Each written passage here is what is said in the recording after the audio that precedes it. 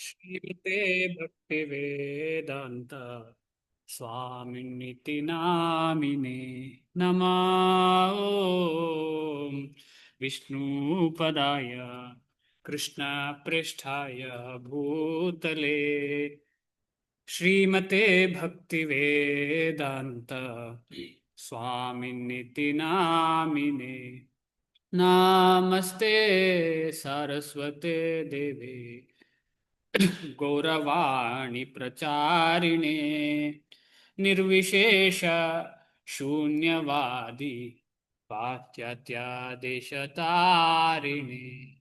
नमस्ते सारस्वते देवे गौरवाणी प्रचारिणे निर्विशेष शून्यवादी पाश्चात्यादेशतारिणे जय श्री कृष्ण चैतन्य प्रभु नित्यानंदा श्री अद्वैत गदाधर श्रीवासादि गौर भक्तवृंदा। जय श्री कृष्ण चैतन्य प्रभु नित्यानंदा श्री अद्वैत गदाधर श्रीवासादि गौर भक्तवृंदा। हरे कृष्ण कृष्ण कृष्ण हरे हरे, हरे राम राम राम हरे हरे, हरे कृष्ण कृष्ण कृष्ण हरे हरे, हरे राम राम राम हरे हरे, हरे कृष्ण कृष्ण कृष्ण हरे हरे, हरे राम राम राम हरे हरे, हरे कृष्ण कृष्ण कृष्ण हरे हरे, हरे राम राम राम हरे हरे, हरे कृष्ण कृष्ण कृष्ण हरे हरे, हरे राम राम राम हरे हरे। जय राधा गोविंद राधे, जय राधा दामोदर राधे, जय जगन्नाथ जय बलदेवा सुभद्रमाय जय सुदर्शना, जय लक्ष्मी नरसिंह जय अनंत देव, प्रह्लाद नरसिंह जय अनंत देव, जय गौरनिताय जय गौरनिताय जय गौरनिताय, जय जय प्रभुपाद जय जय प्रभुपाद। हरिनाम संकीर्तन की जाय, ಶ್ರೀಲ ಪ್ರಭುಪಾದ ಕಿ ಜಯ। ಮಂಗಳಾಚರಣೆ ಯಾರಾದರೂ ಓದ್ಲಿಕ್ಕೆ ಇಚ್ಛೆ ಪಡ್ತೀರಾ?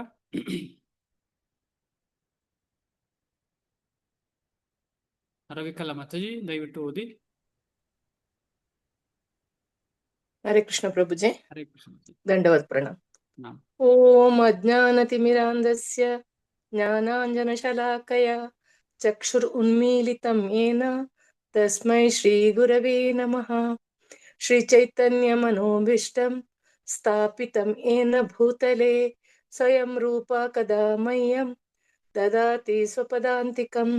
वन्देऽहं श्रीगुरु श्रीयुतपदकमलं श्रीगुरून् वैष्णवांश्च श्रीरूपं साग्रजातं सहगण रघुनाथान्वितं तं सजीवं साद्वैतं सावधूतं परिजनसहितं कृष्ण चैतन्यदेवं श्रीराधा कृष्णपादान् सहगण ललिता श्रीविशाखान्वितांश्च। हे कृष्ण करुणा सिन्धु दीनबन्धु जगत्पते गोपेशा गोपिका कान्ता राधा कान्ता नमस्तुते।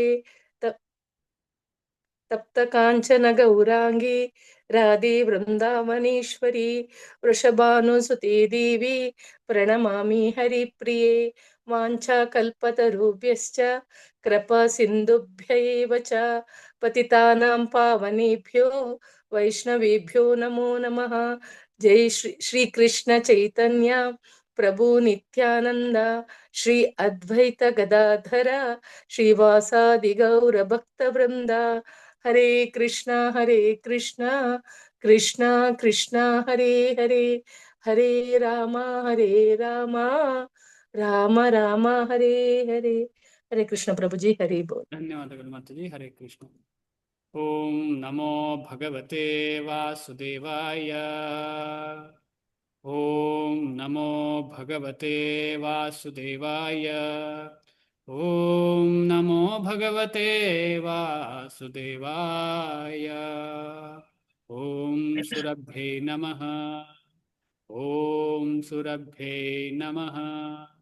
ಓಂ ಸುರಭ್ಯೈ ನಮಃ. ಮೂಕಂ ಕರೋತಿ ವಾಚಾಲಂ ಪಂಗುಂ ಲಂಘಾಯತೆ ಗಿರಿಂ ಯತ್ಕೃಪಾತಮಹಂ ವಂದೇ ಶ್ರೀಗುರುಂ ದೀನತಾರಿಣಂ. ಶ್ರೀಗುರುಂ ದೀನತಾರಿಣಂ.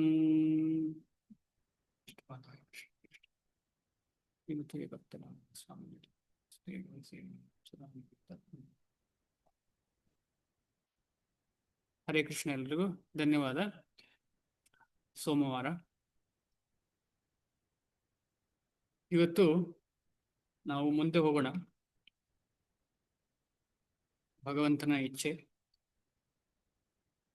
ಅದಕ್ಕೆ ಅನುಗುಣವಾಗಿ ನಾವು ಕೂಡ ಚೆನ್ನಾಗಿ ಓದಿ ಅರ್ಥ ಮಾಡಲಿಕ್ಕೆ ಪ್ರಯತ್ನ ಪಡೋಣ. ನಮಗೆ ಎಷ್ಟಾಗುತ್ತೆ ಅಷ್ಟು ಶಕ್ತಿಗೆ ಅನುಗುಣವಾಗಿ.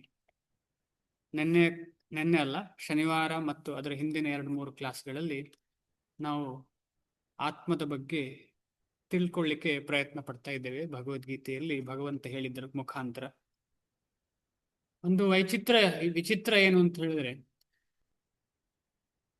ಅರ್ಜುನ ಮತ್ತು ಪಾಂಡವರು, ಕೌರವರು ಸೇರಿ ಯುದ್ಧ ಮಾಡಲಿಕ್ಕೆ ಹೊರಟವರು, ಆ ಒಂದು ಯುದ್ಧ ಕ್ಷೇತ್ರದಲ್ಲಿ ಒಂದು ಆತ್ಮದ ಬಗ್ಗೆ ಚರ್ಚೆ ಆಗ್ತಾ ಉಂಟಲ್ಲ, ಇದೇ ವಿಚಿತ್ರ.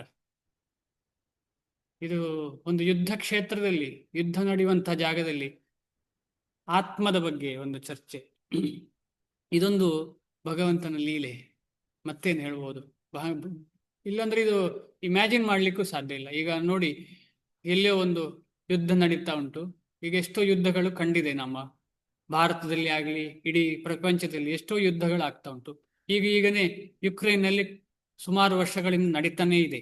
ಅಲ್ಲಿ ಎಲ್ಲಿಯಾದರೂ ಈ ತರ ಯುದ್ಧ ನಿಲ್ಲಿಸಿ ಆತ್ಮದ ಬಗ್ಗೆ ಚರ್ಚೆಯೋ ಏನೋ ನಡೆಯತ್ತಾ? ಇಲ್ಲ.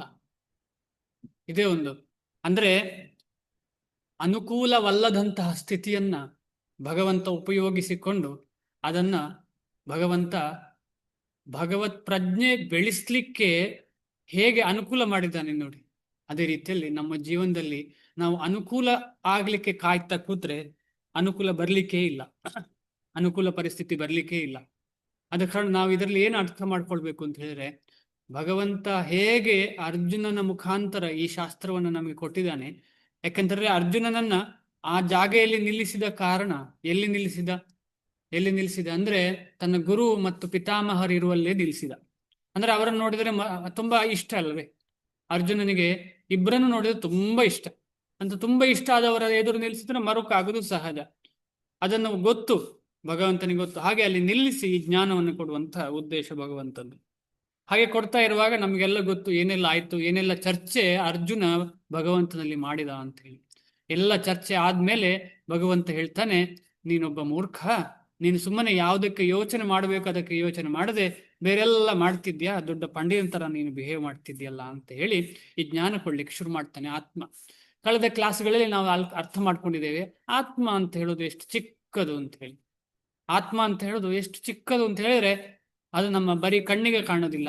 ಯಾಕಂದ್ರೆ ಅಣುಗಳೇ ಕಾಣೋದಿಲ್ಲ. ಈಗ ನಾವು ಹೋಗಿ ಏನೋ ವೈರಸ್ ಆಗಿದೆ ಅಂತ ಹೇಳಿದ್ರೆ ಮೈಕ್ರೋಸ್ಕೋಪ್ ಅಲ್ಲಿ ಹಾಕಿ ಅದನ್ನು ಸೂಕ್ಷ್ಮವಾಗಿ ಗಮನಿಸಿ ಏನೋ ಇದೆ ಅಂತ ಅರ್ಥ ಮಾಡ್ಕೊಳ್ತೇವೆ. ಆದ್ರೆ ಆತರ ಯಾವುದೇ ಉಪಕರಣಗಳಿಂದ ಅರ್ಥ ಮಾಡ್ಲಿಕ್ಕೆ ಸಾಧ್ಯವೇ ಇಲ್ಲದಂತಹ ಒಂದು ವಸ್ತು ಅದು ಆತ್ಮ. ಆ ಆತ್ಮವನ್ನು ಅಷ್ಟು ಸುಲಭವಾಗಿ ಅರ್ಥ ಮಾಡ್ಲಿಕ್ಕೆ ಸಾಧ್ಯ ಇಲ್ಲ. ಆಮೇಲೆ ಭಗವಂತನ ಸೇವೆ ಮಾಡಲಿಕ್ಕೆ ಆತ್ಮಕ್ಕೆ ಒಂದು ದೇಹ ಬೇಕು.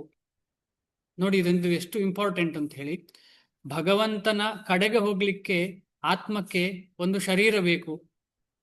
ಅದು ಒಂದೋ ಭಗವಂತನ ಧಾಮದಲ್ಲಿರುವಂತಹ ನಿತ್ಯವಾದ ಶರೀರ, ಅದಕ್ಕೂ ಆಕಾರ ಇದೆ, ಇಲ್ಲವೇ ಬೇರೆ ಶರೀರ, ಅದರಲ್ಲಿ ಯೋಗ್ಯವಾದ ಶರೀರ ಅಂದ್ರೆ ಮಾನವನ ಶರೀರ. ಇದೆರಡೇ ಅಪರ್ಚುನಿಟಿ.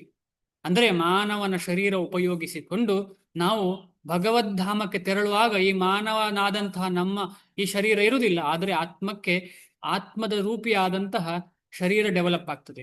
ಆ ಶರೀರಕ್ಕೆ ಹೇಳುದು ಸಿದ್ಧ ದೇಹ ಅಂತ ಹೇಳಿ. ಅಂದ್ರೆ ಸಿದ್ಧರಿಗೆ ಇರುವಂತಹ ದೇಹ. ಇಲ್ಲಿ ಹೊರನೋಟಕ್ಕೆ ಕಾಣುವಂತಹ ಈ ಭೌತಿಕ ವಸ್ತುಗಳಿಂದ ತಯಾರಿಸಲ್ಪಟ್ಟ ದೇಹ ಅಲ್ಲ. ಅಂದರೆ ಸೂಕ್ಷ್ಮ ಮತ್ತು ಸ್ಥೂಲ ಶರೀರದಿಂದ ಹೊರಗೆ ಬಂದು ಆತ್ಮವು ಭಗವಂತನ ಸೇವೆಯಲ್ಲಿ ತೊಡಗಿಸಲಿಕ್ಕೆ ದೇಹ ಬೇಕು. ಅಂದ್ರೆ ಭಗವದ್ಧಾಮದಲ್ಲಿ ಹೇಗೆ ಆತ್ಮವು ಭಗವಂತನ ಸೇವೆ ಮಾಡುತ್ತದೆಯೋ ಅದೇ ರೀತಿಯಲ್ಲಿ ನಾವು ಅದನ್ನು ಇಲ್ಲಿ ಮಾಡಲಿಕ್ಕೆ ಪ್ರಯತ್ನಿಸ್ತಾ ಇದ್ದೇವೆ. ಅಂದ್ರೆ ಸೂಕ್ಷ್ಮ ಶರೀರ ಮತ್ತು ಸ್ಥೂಲ ಶರೀರವನ್ನು ಉಪಯೋಗಿಸಿಕೊಂಡು ನಾವು ಸೇವೆ ಮಾಡಲಿಕ್ಕೆ ಪ್ರಯತ್ನಿಸುತ್ತಿದ್ದೇವೆ. ಅಂದ್ರೆ ಸೂಕ್ಷ್ಮ ಶರೀರವನ್ನು ಮತ್ತು ಸ್ಥೂಲ ಶರೀರವನ್ನ ನಾವು ಭಗವಂತನ ಸೇವೆಗೋಸ್ಕರ ವಿನಿಯೋಜಿಸಿದ್ರೆ ಆಗ ಅದು ಉಪಕಾರ ಆಗ್ತದೆ. ಅದು ಉಪಕಾರ, ಫೇವರೇಬಲ್ ಅಂತ ಹೇಳ್ತಾರೆ, ಫೇವರೇಬಲ್ ಆಗುತ್ತೆ. ಆದ ಕಾರಣ ಇಲ್ಲಿ ಯಾರ್ಯಾರು ಶುದ್ಧ ಭಕ್ತರಿದ್ದಾರೆ ಅವರ ದೇಹಾದಿಗಳು ಯಾವತ್ತೂ ನಾವು ಬೇರೆ ಸಾಮಾನ್ಯ ಮನುಷ್ಯರ ದೇಹದಂತೆ ತಿಳ್ಕೊಳ್ಬಾರ್ದು. ಈ ಉದಾಹರಣೆಗೆ ಶ್ರೀಲ ಪ್ರಭುಪಾದರ ದೇಹ, ಅವರ ಲೀಲೆಗಳನ್ನೆಲ್ಲ ನಾವು ಸಾಮಾನ್ಯ ವ್ಯಕ್ತಿಗಳ ಲೀಲೆ ಅಂತ ತಿಳ್ಕೊಳ್ಬಾರ್ದು. ಯಾಕಂದ್ರೆ ಅವರು ತನ್ನ ಜೀವನವನ್ನ 24 ಗಂಟೆ, ದಿನಾಲು 24 ಗಂಟೆಯನ್ನು ಕೂಡ ಭಗವಂತನಿಗೋಸ್ಕರ ನಿಯೋಜಿಸಿ ಅದರಿಂದ ಏನ್ ಕೊಟ್ಟಿದ್ದಾರೆ ನಮಗೆ, ಭಗವಂತನ ಪ್ರಜ್ಞೆಯನ್ನು ಎಲ್ಲರಿಗೂ ಸಾರಿ ಹೇಳಿದ್ದಾರೆ. ಅಂತಹ ಶುದ್ಧ ಭಕ್ತರನ್ನ ನಾವು ಸಾಮಾನ್ಯ ವ್ಯಕ್ತಿ ಅಂತ ಯಾವತ್ತೂ ತಿಳ್ಕೊಳ್ಬಾರ್ದು.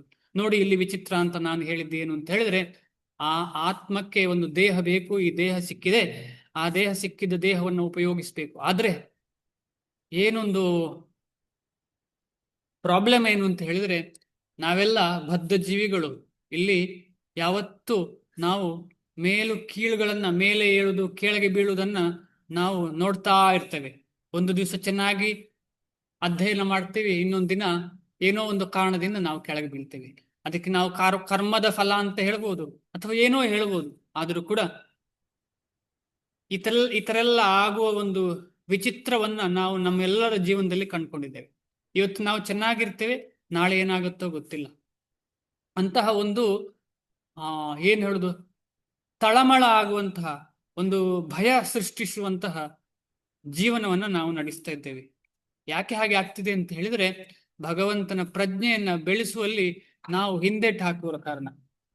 ಹಿಂದೆಟ್ಟು ಹಾಕಿದ್ರು ಕೂಡ ಕೆಲವರು ಮುಂದೆ ಹೋಗಿ ಅದನ್ನು ಪ್ರಯತ್ನ ಪಟ್ಟರು ಕೂಡ ಅದರಲ್ಲಿ ಸಂಪೂರ್ಣ ಭರವಸೆ ಇಲ್ಲದ ಕಾರಣ ಇದೆಲ್ಲ ಇದೆ. ಇದನ್ನೆಲ್ಲ ಹೋಗಲಾಡಿಸ್ಲಿಕ್ಕೆ ಭಗವಂತ ಈ ಪ್ರಜ್ಞೆಯನ್ನು ಕೊಡ್ತಿದ್ದಾನೆ. ಇದೆಲ್ಲ ಯಾಕಂದ್ರೆ ಒಬ್ಬ ಸಾಧಕನಿಗೆ ಏನೆಲ್ಲ ಸ್ಪಷ್ಟತೆ ಬೇಕು, ಆ ಸ್ಪಷ್ಟತೆ ಇಲ್ಲ ಅಂತ ಹೇಳಿದ್ರೆ ಸಾಧನೆ ಮುಂದೆ ಹೋಗುವುದಿಲ್ಲ. ಯಾಕಂದ್ರೆ ಸಂಶಯ ಬರುತ್ತದೆ. ಸಂಶಯ ಬರುವಾಗ ಅಭ್ಯಾಸದ ಮೇಲೆ ಹಿಡಿತ ಇಲ್ಲ, ಅಭ್ಯಾಸದ ಮೇಲೆ ದೃಢ ನಿರ್ಧಾರ ಬರುವುದಿಲ್ಲ. ಯಾಕಂದ್ರೆ ನಮಗೆ ಅಭ್ಯಾಸದ ಮೇಲೆ ದೃಢ ನಿರ್ಧಾರ ಇಲ್ಲ ಅಂತ ಹೇಳಿದ್ರೆ ಅದು ಮುಂದೆ ತಗೊಂಡು ಹೋಗುವುದಿಲ್ಲ ನಮಗೆ. ಅಂದ್ರೆ ರಂಧ್ರ ಆದಂತಹ ಒಂದು ದೋಣಿಯ ಹಾಗೆ ನಾವು ಚೆನ್ನಾಗಿ ದೋಣಿ ಬೇಕು ನಮಗೆ. ಒಂದು ತೀರದಿಂದ ಇನ್ನೊಂದು ತೀರಕ್ಕೆ ಹೋಗ್ಲಿಕ್ಕೆ ನದಿಯಲ್ಲಿ ದೋಣಿ ಬೇಕು. ಆ ದೋಣಿಗೆ ರಂಧ್ರ ಆದ್ರೆ ಏನ್ ಮಾಡುವಂಥದ್ದು? ದೋಣಿ ಅಂತೂ ಚೆನ್ನಾಗಿದೆ ನೋಡಕ್ಕೆ, ಆದ್ರೆ ಎಲ್ಲೋ ಒಂದು ಕಡೆ ದೊಡ್ಡ ತೂತಿದೆ ಅಂದ್ರೆ ನಮಗೆ ಆ ದೋಣಿ ಏನು ಪ್ರಯೋಜನಕ್ಕೆ ಇಲ್ಲ, ನಿಷ್ಪ್ರಯೋಜಕ ಆಗತ್ತೆ. ಅದೇ ರೀತಿಯಲ್ಲಿ ನಮ್ಮ ಈ ಶರೀರವು ದೋಣಿ ಇದ್ದ ಹಾಗೆ, ಆ ದೋಣಿಯನ್ನು ನಾವು ಸರಿಯಾದ ನಿಟ್ಟಿನಲ್ಲಿ ಉಪಯೋಗಿಸದಿದ್ರೆ ಅದಕ್ಕೆ ಏನಾಗುತ್ತೆ, ತೂತಾದ ದೋಣಿ ಹಾಗೆ ನಮ್ದು ದೇಹ ಸುಮ್ಮನೆ ನಿಷ್ಪ್ರಯೋಜಕ ಆಗಿಬಿಡುತ್ತೆ. ಅಂದ್ರೆ ನಾವು ದಡ ಸೇರೋದಿಲ್ಲ. ಆದ ಕಾರಣ ನಾವು ಭಗವಂತನಲ್ಲಿ ಬೇಡ್ಕೋಬೇಕು, ಗುರುಗಳಲ್ಲಿ ಬೇಡ್ಕೋಬೇಕು. ನಾನು ನನಗೆ ಕೊಟ್ಟ ಈ ದೇಹವನ್ನ ಅದು ಭಗವತ್ ಪ್ರಜ್ಞೆಯನ್ನ ಬೆಳೆಸ್ಲಿಕ್ಕೆ ಉಪಯೋಗ ಆಗುವಂತೆ ನನಗೆ ದಯಪಾಡಿಸಪ್ಪ ಅಂತ ಹೇಳಿ ಕೇಳಬೇಕು. ಈ ರೀತಿಯಲ್ಲಿ ನಾವು ಇಷ್ಟೆಲ್ಲ ಚರ್ಚೆ ಮಾಡಿದ್ದೇವೆ ಮುಂಚೆ. ಸ್ಪೆಸಿಫಿಕಲಿ ಆತ್ಮ ಎಷ್ಟು ಚಿಕ್ಕದು ಅಂತ ಹೇಳಿ, ಆ ಚಿಕ್ಕ ಆತ್ಮ ಏನೆಲ್ಲ ಕಾರ್ಯ ಮಾಡ್ತದೆ ಅಂತ ಹೇಳಿ. ಆ ಚಿಕ್ಕ ಆತ್ಮ ಯಾರಿಗಾದ್ರೂ ನೆನಪಿದ್ಯಾ ಏನು ಅದರ ಅಳತೆ ಅಂತ ಹೇಳಿ? ಚಿಕ್ಕ ಆತ್ಮದ ಅಳತೆ ಕೈ ಎತ್ತಿ.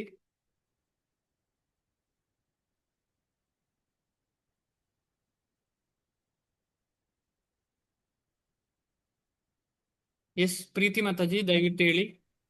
ಹರೇ ಕೃಷ್ಣ ಪ್ರಭುಜಿ. ಒಂದು ಕೂದಲಿನ ತುದಿಯನ್ನು 10,000 ತುಂಡು ಮಾಡಿದ್ರೆ ಅದರಲ್ಲಿ ಒಂದು ತುಂಡು ಆತ್ಮದ ಸೈಜ್. ಹಾ, ಒಂದು ಕೂದಲಿನ ತುದಿಯನ್ನ 10,000 ತುಂಡು 10,000 ಮಾಡಿದ್ರೆ ಅದರಲ್ಲಿ ಒಂದು ತುಂಡು ಅದ್ರ ಒಂದು. ಅಲ್ವಾ?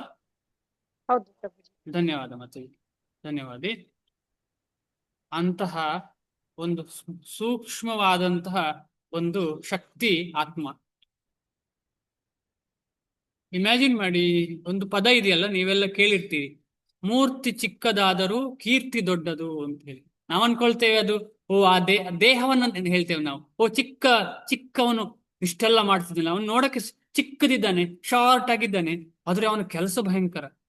ಹೀಗೆ ನಾವು ಅದನ್ನ ಭೌತಿಕವಾಗಿ ತಗೊಳ್ತೇವೆ. ಆದ್ರೆ ಅದು ಆಕ್ಚುಲಿ ಮೂರ್ತಿ ಚಿಕ್ಕದಾದರೂ ಕೀರ್ತಿ ದೊಡ್ಡದು ಅಂತ ಹೇಳಿ ಆತ್ಮಕ್ಕೆ, ಅಂದ್ರೆ ಎಲ್ಲರಿಗೂ ಇರುವಂತಹ ಆತ್ಮ ಚಿಕ್ಕದೇ. ಎಲ್ಲರಲ್ಲಿ ಇರುವಂತಹ ಆತ್ಮವು ನೋಡ್ಲಿಕ್ಕೆ ಚಿಕ್ಕದೇ, ಆದ್ರೆ ಅದರ ಕಾರ್ಯ ಮಹತ್ತಾದ್ದು. ನೋಡಿ, ಅಷ್ಟೊಂದು ಚಿಕ್ಕ ಆತ್ಮ ಇಡೀ ದೇಹವನ್ನ ಸಾಕ್ತಾ ಉಂಟಲ್ಲೇ, ಇಡೀ ದೇಹವನ್ನ ಸಾಕ್ತಾ ಉಂಟದು. ಅದು ಇಲ್ಲ ಅಂದ್ರೆ ಈ ದೇಹಕ್ಕೆ ಏನೂ ಇಲ್ಲ. ಒಂದು ನಿಮಿಷದಲ್ಲಿ, ಒಂದು ಸೆಕೆಂಡ್ ಅಲ್ಲಿ ಕಣ್ಣು ಮುಚ್ಚಿ ತೆಗೆದರೊಳಗೆ ಈ ಆತ್ಮ ಈ ದೇಹದಿಂದ ಹೊರಗೆ ಹೋದ್ರೆ ಏನು ಬಾಯಿಗೆ ಹಾಕಿದ್ರೂ ಒಳಗೆ ಹೋಗೋದಿಲ್ಲ, ಮೂಗಿಂದಲೂ ಒಳಗೆ ಹೋಗೋದಿಲ್ಲ, ಎಲ್ಲಿಂದಲೂ ಒಳಗೆ ಹೋದ್ರೂ ಅದು ನಿಲ್ಲೋದಿಲ್ಲ. ಅಲ್ಲಿ ಸಾಧ್ಯನೇ ಇಲ್ಲದಂತಹ ಒಂದು ಪರಿಸ್ಥಿತಿ. ಅಂದ್ರೆ ಒಂದು ಚಿಕ್ಕ ಒಂದು ಶಕ್ತಿ ನಮ್ಮ ದೇಹದಲ್ಲಿ ಇದೆಯಲ್ಲ, ಆ ದೇಹದಲ್ಲಿ ಎಲ್ಲಿದೆ ಅಂತ ಹೇಳಿದ್ರೆ ಹೃದಯದಲ್ಲಿ ಇದೆ ಅಂತ ಹೇಳಿ ಸ್ಪಷ್ಟ. ಹೃದಯದಲ್ಲಿ ಈ ಒಂದು ಚಿಕ್ಕದು ಆತ್ಮ ನೋಡಕ್ಕೆ ಚಿಕ್ಕದಾದ್ರೂ ಅದು ಮನೆ ಮಾಡಿದೆ. ಇಲ್ಲಿ ಹೃದಯದಲ್ಲಿ ಇದ್ದುಕೊಂಡೇ ಇಡೀ ಶರೀರದಲ್ಲಿ ವ್ಯಾಪಿಸಿದೆ. ಶರೀರದಲ್ಲಿ ಅದರ ಶಕ್ತಿ ವ್ಯಾಪಿಸಿದೆ. ಅದಕ್ಕೆ ಉದಾಹರಣೆ, ಒಂದು ಏನಾದ್ರೂ ರೋಗ ಬಂದ್ರೆ, ಇದನ್ನ ನಾವು ಮಾತಾಡಿದ್ದೇವೆ, ಆದ್ರೆ ಇನ್ನೊಂದ್ಸಲ ಹೇಳ್ತಾ ಇದ್ದೇನೆ. ಏನಾದ್ರೂ ಒಂದು ರೋಗ ಬಂದ್ರೆ, ಉದಾಹರಣೆಗೆ ತಲೆನೋವು ಅಥವಾ ಇಡೀ ಜ್ವರ ಬಂತು ಅಂತ ಇಟ್ಕೊಳ್ಳೋಣ. ಜ್ವರ ಬಂತು ಅಂತ ಹೇಳಿದ್ರೆ ತಲೆಗೆ ಸ್ವಲ್ಪ ಪಟ್ಟಿ ಕಟ್ಟಿದ್ರೆ ಅದು ಇಡೀ ದೇಹಕ್ಕೆ ಗುಣವನ್ನ ಕೊಡುತ್ತೆ.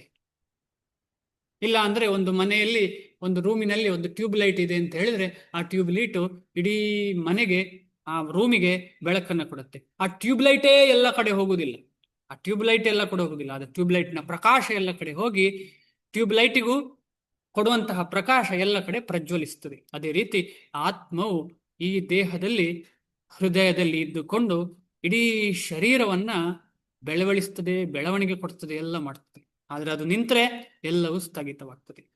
ಮುಂದೆ ಹೋಗೋಣ. 18ನೇ ಶ್ಲೋಕ. 18ನೇ ಶ್ಲೋಕ, ಒಂದೇ ನಿಮಿಷ.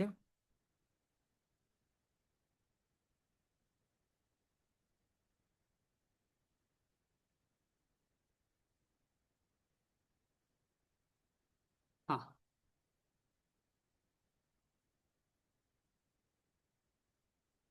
ಇನ್ನು ಕೂಡ ಕೆಲವು ಶ್ಲೋಕಗಳಲ್ಲಿ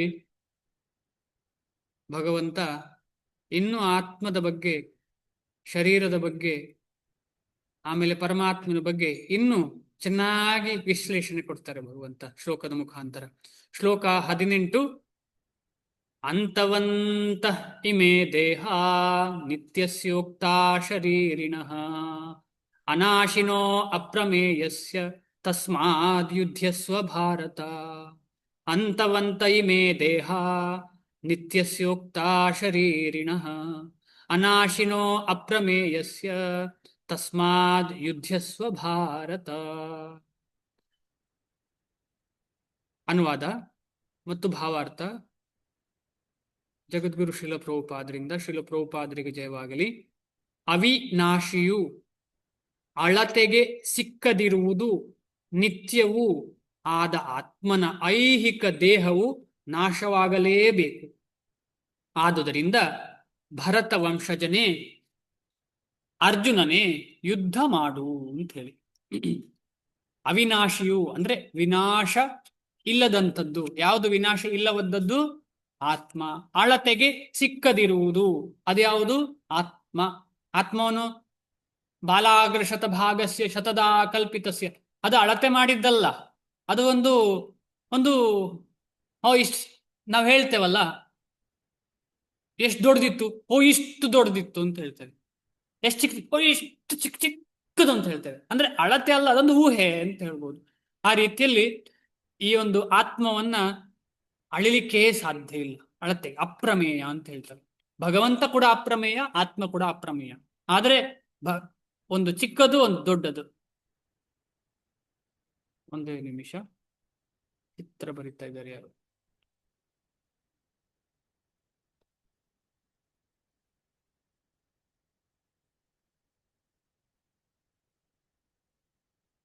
ಹಾ, ಚಿಕ್ಕದು. ಆ ರೀತಿಯಲ್ಲಿ ಅಳತೆಗೆ ಸಿಕ್ಕದಿರುವಂಥದ್ದು ಆತ್ಮ. ಅಂತ ಆತ್ಮ ಎಲ್ಲಿದೆ, ಆ ದೇಹವು ಅಂದ್ರೆ ಶರೀರಿ ಅಂದ್ರೆ ಆತ್ಮ. ಆದರೆ ಶರೀರ ಅಂದ್ರೆ ಆತ್ಮವಲ್ಲ. ಅಂತಹ ಆತ್ಮವಲ್ಲದ್ದು ದೇಹ, ಅದು ನಾಶವಾಗಲೇಬೇಕು.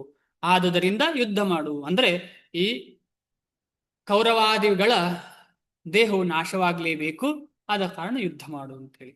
ಭಾವಾರ್ಥ: ಐಹಿಕ ದೇಹದ ನಾಶವು ಸ್ವಭಾವ ಸಿದ್ಧವಾದದ್ದು. ಅಂದ್ರೆ ಹುಟ್ಟು ಇದ್ದ ದೇಹಕ್ಕೆ ಸಾವು ಇರಲೇಬೇಕು. ಅದು ಕೂಡಲೇ ನಾಶವಾಗಬಹುದು, 100 ವರ್ಷಗಳ ಅನಂತರ ನಶಿಸಬಹುದು. ಯಾವಾಗ ನಾಶವಾಗುತ್ತದೆ ಎನ್ನುವುದಷ್ಟೇ ಪ್ರಶ್ನೆ. ಯಾವಾಗ ಬೇಕಿದ್ರೂ ನಾಶವಾಗಬಹುದು. ಅದರ ಕರ್ಮಕ್ಕೆ ಅನುಗುಣವಾಗಿ ಆ ದೇಹ ಯಾವಾಗ ಆತ್ಮದ ಜೊತೆ ಸಂಬಂಧವನ್ನ ಬಿಟ್ಟು ಮುಂದೆ ಹೋಗ್ಬೇಕು ಅಂತ ಹೇಳ್ತದೋ, ಆಗ ಆತ್ಮ ಮುಂದೆ ಹೋಗುವಾಗ ದೇಹವು ಸ್ಥಗಿತವಾಗ್ತದೆ ಅದರ ಕಾರ್ಯ. ಅದನ್ನು ಅನಿಶ್ಚಿತ ಕಾಲದವರೆಗೆ ಉಳಿಸಿಕೊಳ್ಳಲು ಸಾಧ್ಯವೇ ಇಲ್ಲ. ನಿಶ್ಚಿತ ಕಾಲದವರೆಗೆ ಉಳಿಸಿಕೊಳ್ಳಬಹುದು. ಅಂದ್ರೆ ಯೋಗಿಗಳೆಲ್ಲ ಕೆಲವು ನಿಶ್ಚಿತ ಕಾಲದವರೆಗೆ ಉಳಿಸಿಕೊಳ್ತಾರೆ. 100 ವರ್ಷ, 200 ವರ್ಷ, ಕೆಲವರು 1000 ವರ್ಷ, ಕೆಲವರು 10,000 ವರ್ಷ ಇರಬಹುದು. ಆದರೆ ಅದು ನಿಶ್ಚಿತ ಕಾಲ ಅದು ಅಷ್ಟೇ. ಆದರೆ ಆತ್ಮನು ಎಷ್ಟು ಸೂಕ್ಷ್ಮ ಎಂದರೆ, ಶತ್ರುವು ಅದನ್ನು ಕೊಲ್ಲುವುದಿರಲಿ, ಅವನಿಗೆ ಅದು ಕಾಣುವುದೂ ಇಲ್ಲ. ಹಿಂದಿನ ಶ್ಲೋಕದಲ್ಲಿ ಹೇಳಿದಂತೆ ಅದು ಎಷ್ಟು ಸೂಕ್ಷ್ಮ ಎಂದರೆ ಅದರ ಗಾತ್ರವನ್ನು ಅಳೆಯುವುದು ಹೇಗೆ ಎಂದೇ ಯಾರಿಗೂ ಹೊಳೆಯುವುದಿಲ್ಲ. ಜೀವಿಯು ಇರುವ ಸ್ವರೂಪದ ಕಾರಣದಿಂದ ಅದನ್ನು ಕೊಲ್ಲುವುದು ಸಾಧ್ಯವೇ ಇಲ್ಲ. ಐಹಿಕ ದೇಹವನ್ನು ಬಹುಕಾಲ ಉಳಿಸುವಂತಿಲ್ಲ, ಶಾಶ್ವತವಾಗಿ ರಕ್ಷಿಸುವುದು ಸಾಧ್ಯವಿಲ್ಲ. ಆದುದರಿಂದ 2 ದೃಷ್ಟಿಗಳಿಂದಲೂ ಶೋಕಕ್ಕೆ ಕಾರಣವೇ ಇಲ್ಲ. ಯಾವುದು 2 ದೃಷ್ಟಿ? ಒಂದು, ಆತ್ಮವನ್ನು ಕೊಲ್ಲಿಕ್ಕೆ ಸಾಧ್ಯ ಇಲ್ಲ. 2ನೇದು, ದೇಹಕ್ಕೆ ಯಾವತ್ತೂ ಕಂಪ್ಲೀಟ್ ಆಗಿ ಯಾವತ್ತೂ ಉಳಿತದೆ ಅಂತ ಹೇಳಲಿಕ್ಕೂ ಸಾಧ್ಯ ಇಲ್ಲ ದೇಹವನ್ನು. ಈ 2 ಕಾರಣದಿಂದ ಕೂಡ ನಾವು ನಮ್ಮ ಕರ್ತವ್ಯವನ್ನು ಮಾಡದೇ ಇರಲಿಕ್ಕೆ 2 ಕಾರಣವಲ್ಲ. ಸಂಪೂರ್ಣ ಆತ್ಮದ ಸೂಕ್ಷ್ಮಾಂಶವು ಅದರ ಕರ್ಮಕ್ಕೆ ಅನುಗುಣವಾಗಿ ಈ ಐಹಿಕ ಶರೀರವನ್ನು ಪಡೆಯುತ್ತದೆ. ಅಂದ್ರೆ ಆತ್ಮವು ಐಹಿಕ ಶರೀರವನ್ನು ಹೇಗೆ ಪಡೆಯುತ್ತದೆ? ಅದರ ಆತ್ಮದ ಕರ್ಮ, ಅಂದ್ರೆ ಆತ್ಮಕ್ಕೆ ಕರ್ಮ ಅಂಟುಕೊಳ್ಳುವುದಿಲ್ಲ. ಆದ್ರೆ ಆತ್ಮದ ಹೊರಗೆ ಒಂದು ಪದರ್ ಇರ್ತದೆ. ಆ ಪದರೇ ಸೂಕ್ಷ್ಮ ಶರೀರ. ಅದು ಅದನ್ನ ತಗೊಂಡು ಹೋಗುವಂಥದ್ದು. ಈಗ ಗಾಳಿ ಮತ್ತು ಪರಿಮಳ ದ್ರವ್ಯ, ಅದು ಬೇರೆ ಬೇರೆ ವಿಚಾರ. ಪರಿಮಳ ದ್ರವ್ಯ ಬೇರೆ, ಗಾಳಿ ಬೇರೆ. ಆದರೆ ಗಾಳಿ ಪರಿಮಳ ದ್ರವ್ಯವನ್ನ ಕೊಂಡೋಗ್ತದೆ. ಗಾಳಿ ಬೇರೆ, ಪರಿಮಳ ದ್ರವ್ಯ ಬೇರೆ. ಗಾಳಿಗೂ ಪರಿಮಳ ದ್ರವ್ಯಕ್ಕೂ ಏನು ಸಂಬಂಧವೇ ಇಲ್ಲ. ಅದು ಜೊತೆ ಸೇರುವಾಗ ಸಂಬಂಧದಂತೆ ಕಾಣುತ್ತದೆ. ಅದೇ ರೀತಿಯಲ್ಲಿ ಈ ಆತ್ಮವು ಆಮೇಲೆ ಈ ಸೂಕ್ಷ್ಮ ಶರೀರಕ್ಕೂ ಸಂಬಂಧ ಇಲ್ಲ, ಆದರೆ ಜೊತೆ ಸೇರಿದೆ. ಯಾಕೆ ಜೊತೆ ಸೇರಿದೆ ಅಂತ ಹೇಳಿದ್ರೆ, ನಾವೆಲ್ಲ ಬದ್ಧ ಜೀವಿಗಳು, ನಾವು ಯಾವತ್ತೂ ಕೆಳಗೆ ಬೀಳುವಂಥವರು. ಅದಕ್ಕೋಸ್ಕರ ನಾವು ಯಾವತ್ತೂ ಈ ಕರ್ಮಕ್ಕೆ ಬದ್ಧರಾಗಿದ್ದೇವೆ, ಈ ಕರ್ಮಾದಿ ತ್ರಿಗುಣಗಳಿಗೆ ಬದ್ಧರಾಗಿದ್ದೇವೆ ಅಂತ ಹೇಳಿದ್ರೆ ಅದರ ಅರ್ಥ ಎಂತ ಅಂತ ಹೇಳಿದ್ರೆ, ಏನ್ ಹೇಳುದು, ಸ್ಮೆಲ್ ಇದ್ದ ಹಾಗೆ. ಆ ಸುಗಂಧ ದ್ರವ್ಯ ಇರಬಹುದು, ಕೆಟ್ಟದಿರ್ಬೋದು, ಒಳ್ಳೆದೇ ಇರಬಹುದು. ಆ ಒಂದು ದ್ರವ್ಯ ಇದ್ದ ಹಾಗೆ ನಮ್ಮ ಶುದ್ಧವಾದಂತಹ ಗಾಳಿಗೆ, ಅಂದ್ರೆ ಆತ್ಮಕ್ಕೆ, ಈ ಅಶುದ್ಧವಾದ ಅಥವಾ ಒಳ್ಳೆಯಾದಂತಹ ಕರ್ಮವು ಅಂಟುಕೊಳ್ತದೆ. ಆ ಕರ್ಮವನ್ನ ಬದಲಾವಣೆ ಮಾಡುವುದು ಅಂತ ಹೇಳಿದ್ರೆ ಭಗವಂತನ ಸ್ಮರಣೆ ಮಾಡಿ, ಆ ಕರ್ಮವೇ ಇಲ್ಲ ಅಂದ್ರೆ ಆತ್ಮದ ನಿಜವಾದ ಧರ್ಮವೇ ಭಗವಂತನ ಸ್ಮರಣೆ, ಅದೇ ಅದರ ನಿಜವಾದ ಕರ್ಮ. ಆದರೆ ಬೇರೆ ಎಲ್ಲ ಕರ್ಮ, ಭೌತಿಕವಾದಂತಹ ನಾವು ಕರ್ಮ ಏನೆಲ್ಲ ಮಾಡ್ತಿದ್ದೇವೆ, ಅದು ಆತ್ಮದ ನಿಜವಾದ ಕರ್ಮ ಅಲ್ಲ. ನಿಜವಾದ ಅಸ್ತಿತ್ವದ ಕರ್ಮವಲ್ಲ. ಆದ ಕಾರಣ ಅದರಿಂದ ಹೊರಗೆ ಬರಲಿಕ್ಕೆ ಆ ಆತ್ಮಕ್ಕೆ ಏನು ಬೇಕು ಆ ಕಾರ್ಯವನ್ನ ಈ ಸೂಕ್ಷ್ಮ ಶರೀರ ಮತ್ತು ಸ್ಥೂಲ ಶರೀರ ಮಾಡಿದ್ರೆ ನಮ್ಮ ಪ್ರಯಾಣ ಭಗವಂತನ ಕಡೆಗೆ ಸುಲಭವಾಗ್ತದೆ. ಆದುದರಿಂದ ಎರಡು ದೃಷ್ಟಿಗಳಿಂದಲೂ ಶೋಕಕ್ಕೆ ಕಾರಣವೇ ಇಲ್ಲ. ಸಂಪೂರ್ಣ ಆತ್ಮದ ಸೂಕ್ಷ್ಮಾಂಶವು ಅದರ ಕರ್ಮಕ್ಕೆ ಅನುಗುಣವಾಗಿ ಈ ಐಹಿಕ ಶರೀರವನ್ನು ಪಡೆಯುತ್ತದೆ. ಆದುದರಿಂದ ಧಾರ್ಮಿಕ ಸೂತ್ರಗಳ ಅನುಷ್ಠಾನದ ಪ್ರಯೋಜನವನ್ನು ಪಡೆದುಕೊಳ್ಳಬೇಕು. ತುಂಬಾ ಇಂಪಾರ್ಟೆಂಟ್. ಆದುದರಿಂದ ಧಾರ್ಮಿಕ ಸೂತ್ರ ಅಂದ್ರೆ ಶಾಸ್ತ್ರಗಳಿಗೆ ಗುರು ಮತ್ತು ಶಾಸ್ತ್ರ ಏನು ಹೇಳ್ತದೆ ಅದನ್ನು ನಮಗೆ ಅರ್ಥ ಆಗಿದೆ ಇಲ್ವೋ, ಅಂದ್ರೆ ಒಂದೊಂದ್ಸಲ ನಂಬಿಕೆ ಇದೆಯೋ ಇಲ್ವೋ, ಸಂಪೂರ್ಣ ಅರ್ಥ ಆಗಿದೆ ಇಲ್ವೋ, ಆದ್ರೆ ನಾವು ಫಾಲೋ ಮಾಡಬೇಕು. ಮಾಡ್ತಾ ಮಾಡ್ತಾ ಅದನ್ನ ಅರ್ಥ ಮಾಡ್ಲಿಕ್ಕೂ ಪ್ರಯತ್ನ ಪಡಬೇಕು. ಇಲ್ಲ ಅಂತ ಹೇಳಿದ್ರೆ ಏನಾಗ್ತದೆ ಅಂತ ಹೇಳಿದ್ರೆ ಅಮ್ಮ ಮಾಡಿದ್ದಾರೆ, ಅಪ್ಪ ಮಾಡಿದ್ದಾರೆ, ನಾನು ಕೂಡ ಮಾಡ್ತೇನೆ ಅಂತ ಆಗ್ತದೆ. ಹಾಗೆ ಆಗ್ಬಾರ್ದು. ನಮಗೆ ಫಸ್ಟಿಗೆ ಅರ್ಥ ಆಗ್ಲಿಕ್ಕೆ ಸಾಧ್ಯ ಇಲ್ಲ, ಆದ್ರೆ ಪ್ರಯತ್ನ ಪಟ್ಟು ಅದನ್ನು ಅರ್ಥ ಮಾಡ್ಲಿಕ್ಕೆ ಸಾಧ್ಯ ಉಂಟು. ಉದಾಹರಣೆಗೆ ಜಪ, ಹರೇ ಕೃಷ್ಣ ಮಹಾಮಂತ್ರ ಜಪ ಮಾಡಿದ್ರೆ ನಿಜವಾಗಿ ಹರೇ ಕೃಷ್ಣ ಮಹಾಮಂತ್ರವು ಭಗವಂತನಿಗೂ ಹರೇ ಕೃಷ್ಣ ಮಗುಗೂ ಭಿನ್ನ ಇಲ್ಲ ಅಂತ ಹೇಳ್ತಾರೆ. ಅದು ಸತ್ಯವೇ? ಹೃದಯದಲ್ಲಿ ಪ್ರಶ್ನೆ. ಅದಕ್ಕೆ ಉತ್ತರ ಅಷ್ಟು ಸುಲಭ ಸಿಗುದಿಲ್ಲ. ಯಾಕಂದ್ರೆ ಸಾಧನೆ ಮಾಡ್ಬೇಕು. ಅದಕ್ಕೆ ಸಾಧನೆ ಮಾಡ್ಲಿಲ್ಲ ಅಂದ್ರೆ ಸಿಗುದಿಲ್ಲ. ಸಾಧನೆ ಮಾಡುದಿಲ್ಲ, ನಾನು ಸುಮ್ಮನೆ ತರ್ಕ ಮಾಡ್ತೇನೆ, ಎಲ್ಲ ಓದ್ತೇನೆ, ಓದಿ ಓದಿ ಅರ್ಥ ಮಾಡ್ಲಿಕ್ಕೆ ಪ್ರಯತ್ನ ಪಡ್ತೇನೆ, ಅದು ಸಾಧ್ಯವೇ ಇಲ್ಲ. ಯಾಕಂತ ಹೇಳಿದ್ರೆ ಅದು ಸಾಧನೆ ಮಾಡುವಂಥದ್ದು. ಭಗವಂತ ಅದಕ್ಕೆ ಹೇಳುದು, ಗುರುಗಳು ಹೇಳಿದರೆ ನಾವು ಮಾಡ್ಬೇಕು. ಅದನ್ನು ಮಾಡ್ತಾ ಮಾಡ್ತಾ ಮಾಡ್ತಾ ಮಾಡ್ತಾ ಸ್ವಲ್ಪ ಸಮಯದಲ್ಲಿ ನಮಗೆ ಗೊತ್ತಾಗ್ತದೆ ಭಗವಂತನಿಗೂ ಭಗವಂತನ ನಾಮಕ್ಕೂ ವ್ಯತ್ಯಾಸವೇ ಇಲ್ಲ. ಭಗವಂತ ನಾಮವು ಭಗವಂತನಿಗೂ ಏನು ವ್ಯತ್ಯಾಸ ಇಲ್ಲ ಅಂತ ನಮಗೆ ಹೃದಯಕ್ಕೆ ಕಾಣ್ಲಿಕ್ಕೆ ಶುರು ಆಗ್ತದೆ. ಹೇಗೆ ಒಂದು ಏನು ಹೇಳ್ತಾರೆ ಅದಕ್ಕೆ, ಇಂಡಕ್ಷನ್ ಕುಕ್ಕರ್ ಅಂತ ಕೇಳಿರ್ತೀವಿ ನೀವು.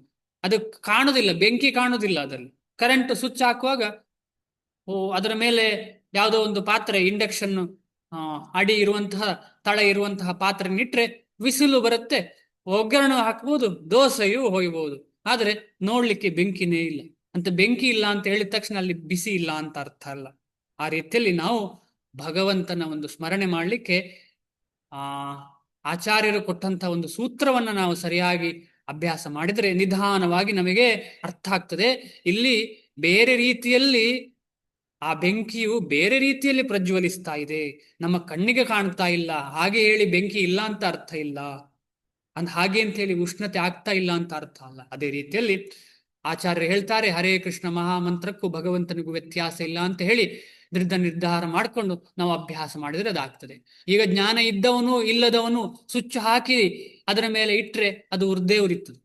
ನಮಗೇನಾದ್ರದ್ದು ಹೇಗೆ ಉರಿತಾ ಉಂಟು, ಹೇಗೆ ಉಷ್ಣತೆ ಆಗ್ತಾ ಉಂಟು ರಿಸರ್ಚ್ ಮಾಡಿ ಏನು ಅರ್ಥ ಮಾಡಬೇಕು ಅಂತಿಲ್ಲ ಅದನ್ನು. ಆದ್ರೂ ಅದೇ ರೀತಿಯಲ್ಲಿ ಹರೇ ಕೃಷ್ಣ ಮಹಾಮಂತ್ರ ಜಪ ಮಾಡುವಾಗ ನಮಗೆ ಅದು ಹೇಗೆ ವರ್ಕ್ ಆಗ್ತದೋ ಇಲ್ಲೋ ಅಂತ ಗೊತ್ತಿಲ್ಲದಿದ್ರು ನಾವು ಹರೇ ಕೃಷ್ಣ ಜಪ ಮಂತ್ರ ಮಾಡಿದ್ರೆ ಅದರ ಎಫೆಕ್ಟ್ ಇದ್ದೇ ಇರ್ತದೆ.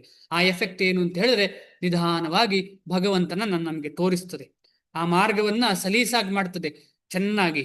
ಈ ರೀತಿಯಲ್ಲಿ ಹರೇ ಕೃಷ್ಣ ಮಹಾಮಂತ್ರ ಪರಮ ಉನ್ನತವಾದಂತಹ ಒಂದು ಮಂತ್ರ, ಅದಕ್ಕೆ ತಾರಕ ಮಂತ್ರ ಅಂತ ಹೇಳ್ತಾರೆ. ಅದನ್ನು ನಾವು ಅಭ್ಯಾಸ ಮಾಡಬೇಕು ನಿತ್ಯವೂ. ಸೂರ್ಯಪ್ರಕಾಶವು ಅಲ್ಲ, ವೇದಾಂತ ಸೂತ್ರಗಳಲ್ಲಿ ಜೀವಿಗೆ ಬೆಳಕನ್ನು ಗುಣವನ್ನಾಗಿ ಆರೋಪಿಸಿದೆ. ಏಕೆಂದರೆ ಅದು ಪರಮ ಜ್ಯೋತಿಯ ವಿಭಿನ್ನಾಂಶ. ವೇದಾಂತ ಸೂತ್ರಗಳಲ್ಲಿ ಜೀವಿಗೆ ಬೆಳಕನ್ನು ಗುಣವನ್ನಾಗಿ ಆರೋಪಿಸಿದೆ, ಏಕೆಂದರೆ ಅದು ಪರಮ ಜ್ಯೋತಿಯ ವಿಭಿನ್ನಾಂಶ. ಅರ್ಥ ಆಯ್ತಾ? ಇದು ವೇದಾಂತ ಸೂತ್ರಗಳಲ್ಲಿ ಜೀವಿಗೆ ಅಂದ್ರೆ ಆತ್ಮಕ್ಕೆ ಬೆಳಕನ್ನು ಗುಣವನ್ನಾಗಿ ಆರೋಪಿಸಿದೆ. ಬೇರೆ ಯಾರತ್ತಾದ್ರೂ ಈ ಕನ್ನಡ ಪುಸ್ತಕ ಉಂಟಾ? ಇದನ್ನೊಂದ್ಸಲ ಓದಿ ಹೇಳ್ತೀರಾ? ಈ ಒಂದು ಪರ್ಟಿಕ್ಯುಲರ್ ಲೈನ್ ಏನಾದ್ರು ಚೇಂಜಸ್ ಇದೆಯಾ ಅಂತ ಹೇಳಿ. ಯಾಕಂದ್ರೆ ಇದು ಮುಂಚಿನ PDF ಅಂತ ನನಗೆ ಕೆಲವೊಂದ್ಸಲ ಇನ್ನೊಬ್ರು ಓದುವಾಗ ನನಗೆ ಅರ್ಥ ಆಗ್ತಿತ್ತು, ಇದರಲ್ಲಿ ಬರ್ದದ್ದು ಅದರಲ್ಲಿ ಏನೋ ಸ್ವಲ್ಪ ಚೇಂಜಸ್ ಇದೆ ಅಂತ ಹೇಳಿ. ಯಾರತ್ತಾದ್ರೂ ಪುಸ್ತಕ ಇದೆಯಾ? ನಾರಾಯಣ ಪ್ರಸಾದ್ ಪ್ರಭುಗಳೇ ಹೋಗಿ ಓದಿ. ಸಾರಿ, ನಾರಾಯಣ ಪ್ರಸಾದ್ ಪ್ರಭುಗಳೇ ಇನ್ನೊಂದ್ಸಲ ಕೈ ಎತ್ತಿ.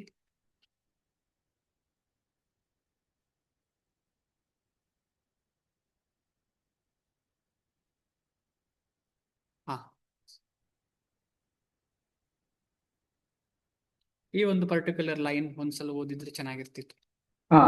ಹರೇ ಕೃಷ್ಣ ಪ್ರಭು. ಹರೇ ಕೃಷ್ಣ. ನನ್ನ ಹತ್ರ ಇರೋ ಪುಸ್ತಕದಲ್ಲಿ ಬೇರೆ ತರ ಇದೆ ಪ್ರಭು. ಹೇಳಿ. ವೇದಾಂತ ಸೂತ್ರಗಳಲ್ಲಿ ಜೀವಿಗೆ ಬೆಳಕಾಗಿ ವರ್ಣಿಸಲಾಗಿದೆ ಅಂತ ಇದೆ. ಹಾ ನೋಡಿ, ಅದು ಯಾವ ಪುಸ್ತಕ? ಇದು ನಮ್ಮ ಶ್ರೀಲ ಪ್ರಭುಪಾದರದ್ದು ಇಸ್ಕಾನ್ ಪುಸ್ತಕನೇ ಪ್ರಭುಜಿ.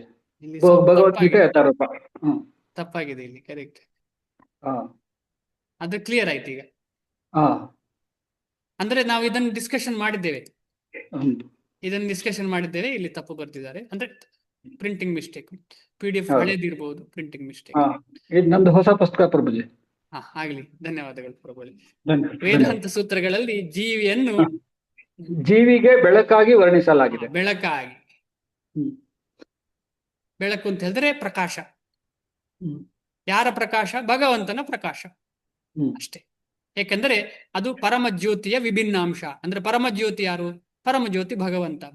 ಭಗವಂತನ ವಿಭಿನ್ನಾಂಶ ಅಂದ್ರೆ ಭಗವಂತನಿಂದ ಹೊರಗೆ ಬರುವಂತಹ ಅಂಶ ಅಂತ. ಹೊರಗೆ ಬರ್ತಾ ಉಂಟು ಎಲ್ಲ. ಹೇಗೆ ಸೂರ್ಯನಿಂದ ಸೂರ್ಯ ಕಿರಣಗಳು ಹೊರಗೆ ಬರ್ತಾ ಉಂಟು, ಎಲ್ಲ ಜೀವರಾಶಿಗಳು ಭಗವಂತನಿಂದ ಹೊರಗೆ ಬರ್ತಾ ಉಂಟು. ಸೂರ್ಯ ಪ್ರಕಾಶವು ಇಡೀ ವಿಶ್ವವನ್ನು ಪಾಲಿಸುವಂತೆ ಆತ್ಮದ ಪ್ರಕಾಶವು ಈ ಐಹಿಕ ಶರೀರವನ್ನು ಪಾಲಿಸುತ್ತದೆ. ಸೂರ್ಯ ಪ್ರಕಾಶವು ಇಡೀ ವಿಶ್ವವನ್ನು ಪಾಲಿಸುವಂತೆ ಆತ್ಮದ ಪ್ರಕಾಶವು ಈ ಐಹಿಕ ಶರೀರವನ್ನು ಪಾಲಿಸುತ್ತದೆ. ಉದಾಹರಣೆ ಅಷ್ಟೇ. ಅಂದ್ರೆ ಸೂರ್ಯ ಪ್ರಕಾಶ ಇಡೀ ಜಗತ್ತನ್ನ ಹೇಗೆ ಪ್ರಕಾಶಗೊಳಿಸ್ತದೆ, ಅದೇ ರೀತಿಯಲ್ಲಿ ಆತ್ಮವು ಈ ದೇಹದ ಒಳಗೆ ಇದ್ದುಕೊಂಡು ತನ್ನ ಶರೀರವನ್ನ, ಅಂದ್ರೆ ತನಗೆ ಕೊಟ್ಟಂತಹ ಶರೀರ, ನನಗೆ ಆತ್ಮಕ್ಕೆ ಸಿಕ್ಕಂತಹ ಶರೀರ, ಯಾವುದೇ ಶರೀರವಿರಲಿ, ಅದನ್ನ ಪಾಲಿಸ್ತದೆ. ಪ್ರಜ್ವಲಿಸ್ತದೆ ಅಂತ ಅಲ್ಲ, ಇಲ್ಲಿ ಪಾಲಿಸ್ತದೆ, ನೋಡಿಕೊಳ್ತದೆ, ಅದನ್ನ ಚೆನ್ನಾಗಿ ಅದನ್ನ ನೋಡ್ಕೊಳ್ತಾ ಇದೆ. ಆತ್ಮವು ಐಹಿಕ ದೇಹವನ್ನು ತ್ಯಜಿಸುತ್ತಲೇ ದೇಹವು ಕೊಳೆಯಲು ಆರಂಭಿಸುತ್ತದೆ. ಆದುದರಿಂದ ಈ ದೇಹವನ್ನು ಪಾಲಿಸುವುದು ಆತ್ಮವೇ. ನಾವು ತಿನ್ನುವುದೆಲ್ಲ ಪಾಲಿಸ್ತದೆ ಅನ್ಕೊಳ್ತೇವೆ, ಆದ್ರೆ ಆತ್ಮ ಅದನ್ನೆಲ್ಲ ಮಾಡಿಸ್ತಾ ಇದೆ. ದೇಹವಷ್ಟೇ ಅಮುಖ್ಯವಾದದ್ದು. ಬರೀ ದೇಹವು ಮುಖ್ಯವೇ ಇಲ್ಲ. ಯಾಕೆಂದ್ರೆ ಆತ್ಮ ಹೋದ ಮೇಲೆ ದೇಹವು ಕೊಳೆಯುತ್ತದೆ. ಧಾರ್ಮಿಕ ಗುರಿಯನ್ನು ಐಹಿಕ ಮತ್ತು ಶಾರೀರಿಕ ಗುಣಗಳಿಗಾಗಿ ಬಲಿ ಕೊಡದೆ ಯುದ್ಧ ಮಾಡಬೇಕೆನ್ನುವುದು ಅರ್ಜುನನಿಗೆ ದೊರೆತ ಉಪದೇಶ. ಧಾರ್ಮಿಕ ಗುರಿಯನ್ನು ಐಹಿಕ ಮತ್ತು ಶಾರೀರಿಕ ಕಾರಣಗಳಿಗಾಗಿ ಬಲಿ ಕೊಡದೆ ಯುದ್ಧ ಮಾಡಬೇಕು ಎಂದು ಅರ್ಜುನನಿಗೆ ದೊರೆತ ಉಪದೇಶ. ಮುಂದೆ ಹೋಗೋಣ. ಏನಾದ್ರೂ ಸಂಶಯ ಇದ್ರೆ ಮಧ್ಯ ಕೂಡ ನೀವು ಕೈ ಎತ್ಬಹುದು, ಏನ್ ತೊಂದರೆ ಇಲ್ಲ. ಯಾವ್ದಾದ್ರು ಸಂಶಯ ಇದ್ರೆ. ಅಂದ್ರೆ ರಿಲಿಜಿಯಸ್ ಪ್ರಿನ್ಸಿಪಲ್ಸ್ ಇದೆಯಲ್ಲ, ನಮ್ಗೆ ಯಾವುದೇ ಎಲ್ಲ ಧರ್ಮ ಇದೆಯಲ್ಲ, ಭಗವಂತನ ಜೊತೆ ಸೇರುವ ಧರ್ಮವೇ ನಿಜವಾದ ಧರ್ಮ. ಅದನ್ನ ನಾವು ಸುಮ್ಮನೆ ಬಲಿ ಕೊಡಬಾರದು. ಯಾವುದಕ್ಕೋಸ್ಕರ? ನಮ್ಮ ದೇಹ ಮತ್ತು ದೇಹದ ಸಂಬಂಧಕ್ಕೋಸ್ಕರ ಸುಮ್ಮನೆ, ಅಥವಾ ಏನೋ ಒಂದು ಕಾರಣಕ್ಕೋಸ್ಕರ ಸುಮ್ಮನೆ ಬಲಿ ಕೊಡಬಾರದು. ಅದಲ್ಲದೆ ಆ ಆತ್ಮದ ಧರ್ಮವಾದ ಭಗವಂತನ ಪ್ರೇಮವನ್ನು ದೊರಕುವಂತಹ ಧರ್ಮವನ್ನ ನಾವು ಕೈ ಬಿಡ್ಲೇಬಾರದು. ನಮಗೆ ಮೇಲೆ ಕೆಳಗೆ ಆಗ್ತಾ ಇರ್ತದೆ ಜೀವನದಲ್ಲಿ. ನಮ್ಮ ಮನಸ್ಸು ಹಾಳಾಗ್ತಾ ಇರ್ತದೆ. ಒಂದು ದಿವಸ ಚೆನ್ನಾಗಿರ್ತದೆ, ಒಂದು ದಿವಸ ಹಾಳಾಗ್ತದೆ. ಆದ್ರೆ ನಾವು ನಮ್ಮ ಧರ್ಮವಾದ ಭಗವಂತನ ಧರ್ಮವನ್ನ ಬಿಡ್ಲೇಬಾರದು. ಯಾಕೆಂದ್ರೆ ಈ ಮನಸ್ಸು ಅಂತ ಹೇಳುವಂಥದ್ದು ತುಂಬಾ ಜನ್ಮಾಂತರಗಳಿಂದ ಹಾಳಾಗಿದೆ. ನಿನ್ನೆ ಇವತ್ತಿದಲ್ಲ, ಅದು ಸಡನ್ ನಿಲ್ಲಿಸ್ಲಿಕ್ಕೆ ಆಗುದಿಲ್ಲ. ನಮ್ಗೆಲ್ರಿಗೂ ಗೊತ್ತದು. ಜನ್ಮಾಂತರಗಳಿಂದ ಹಾಳಾದಂತ ಈ ಮನಸ್ಸನ್ನ ಏನ್ ಮಾಡ್ಬೇಕು ಅಂತ ಹೇಳಿದ್ರೆ, ನಾವು ಇಗ್ನೋರ್ ಮಾಡ್ಬೇಕು, ಅದನ್ನ ನಿರ್ಲಕ್ಷಿಸ್ಬೇಕು. ನಿರ್ಲಕ್ಷಿಸಿ ನಾವು ಲಕ್ಷ್ಯ ಯಾವುದರ ಕಡೆ ಕೊಡ್ಬೇಕು ಅದಕ್ಕೆ ಕೊಡ್ಬೇಕು. ಆ ಲಕ್ಷ್ಯ ಕೊಡುವಂಥದ್ದು ಭಗವಂತನ ಸೇವೆಯ ಕಡೆಗೆ. 19ನೇ ಶ್ಲೋಕ. ಏವಂ ವೇತ್ತಿ ಹಂತಾರಂ ಯಶ್ಚೈನಂ ಮನ್ಯತೆ ಹತಂ ಉಭೌ ತೌ ನ ವಿಜಾನೀತೋ ನಾಯಂ ಹಂತಿ ನ ಹನ್ಯತೆ.